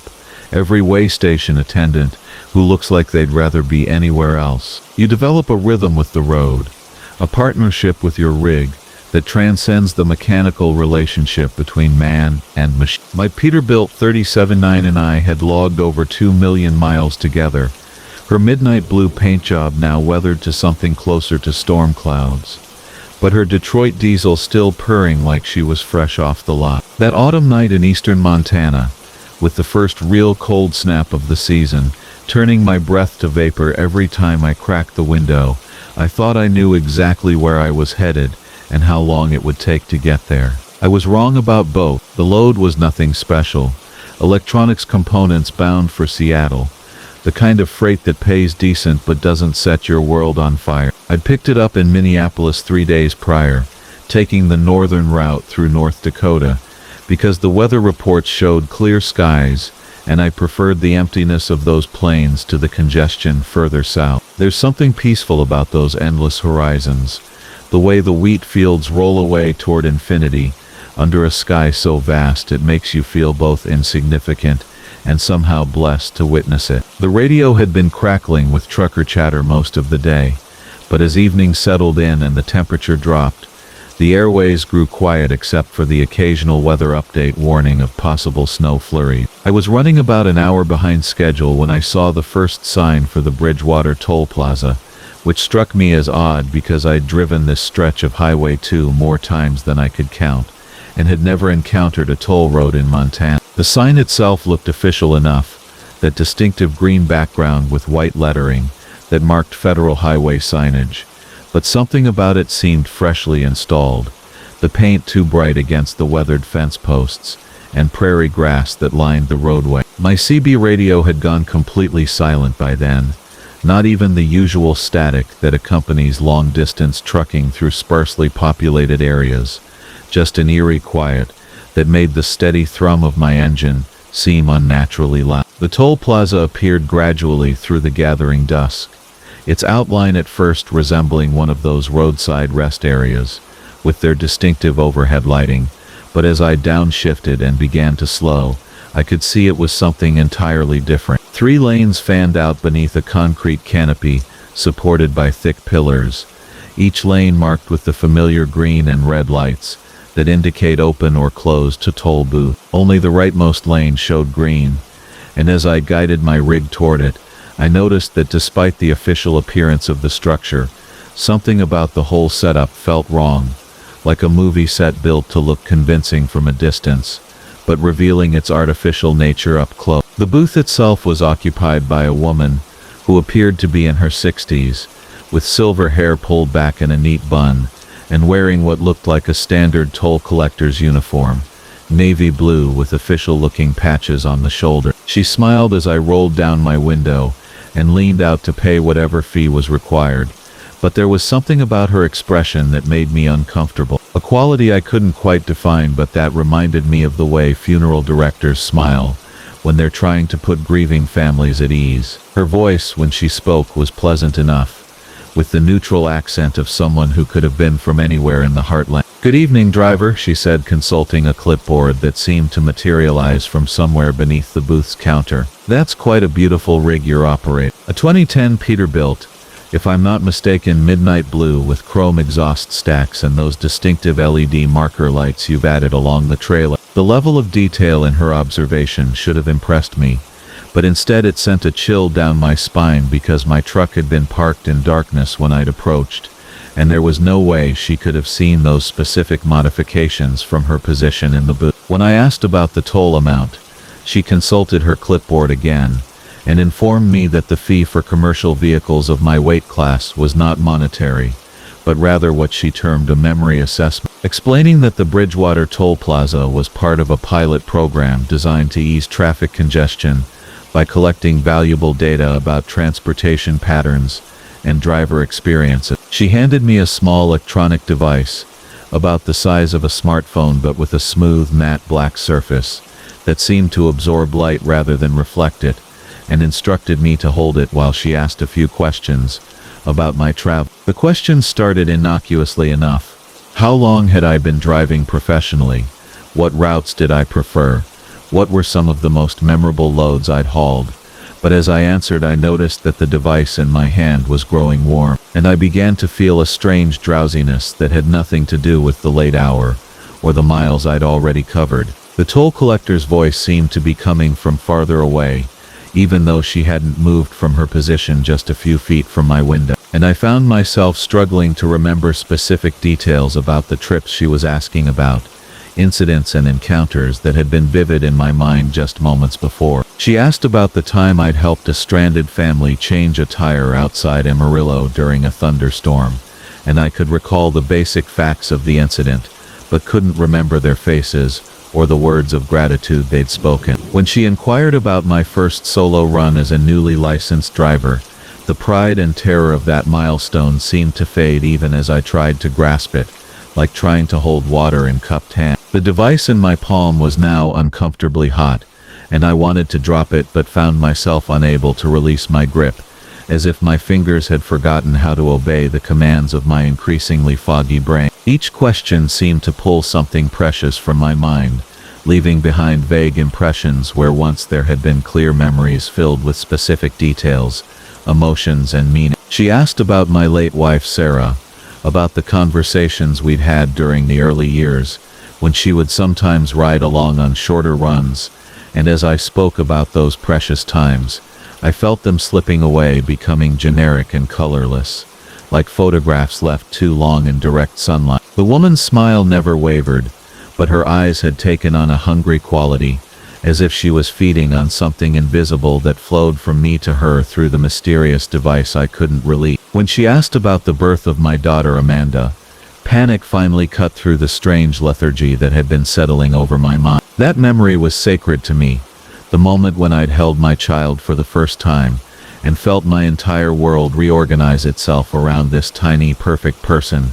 who carried half my DNA and all my hopes for the future. But even as I recognized the danger and tried to resist answer, I found myself describing that day in the hospital, watching helplessly as the warmth and joy and overwhelming love of that experience drained away, leaving behind only clinical facts, a date, a time, a weight, and length measured by nurses, whose names I could no longer recall. The realization that something terrible was happening finally provided enough adrenaline to break whatever hold the device had on me. I dropped it onto the pavement beside my truck and slammed the Peterbilt into gear, ignoring the toll collector's protests that the transaction wasn't complete. My rear tires sent gravel flying as I accelerated away from the booth, and in my side mirror I could see the woman standing in the doorway of her station, no longer smiling, her face twisted with an expression of rage and hunger that made my blood freeze. I drove through the night without stopping, pushing my rig harder than I had in years, desperate to put distance between myself and whatever had happened at that toll plaza. But as the miles passed and dawn began to lighten the eastern sky, I realized that the distance I needed to cover wasn't measured in geography. The memories that had been stolen from me were gone, leaving holes in my personal history that I could sense but not fill, like running my tongue over the socket where a tooth used to be. I could remember that Sarah and I had been happy together, but the specific moments that had created that happiness were lost. I knew I loved my daughter, but the experiences that had forged that love had been harvested by whatever force operated that nightmarish toll booth. When I finally pulled into a truck stop outside Spokane, I tried to call Amanda to hear her voice, hoping that our conversation might trigger some return of what had been taken from me. But when she answered and began talking about her childhood, about family vacations and bedtime stories, and all the small rituals that bind families together, I could only listen in growing horror as I realized that her memories of these events were far more vivid than mine had become. The toll I'd paid hadn't just cost me my past, it had stolen my ability to fully connect with my present and future.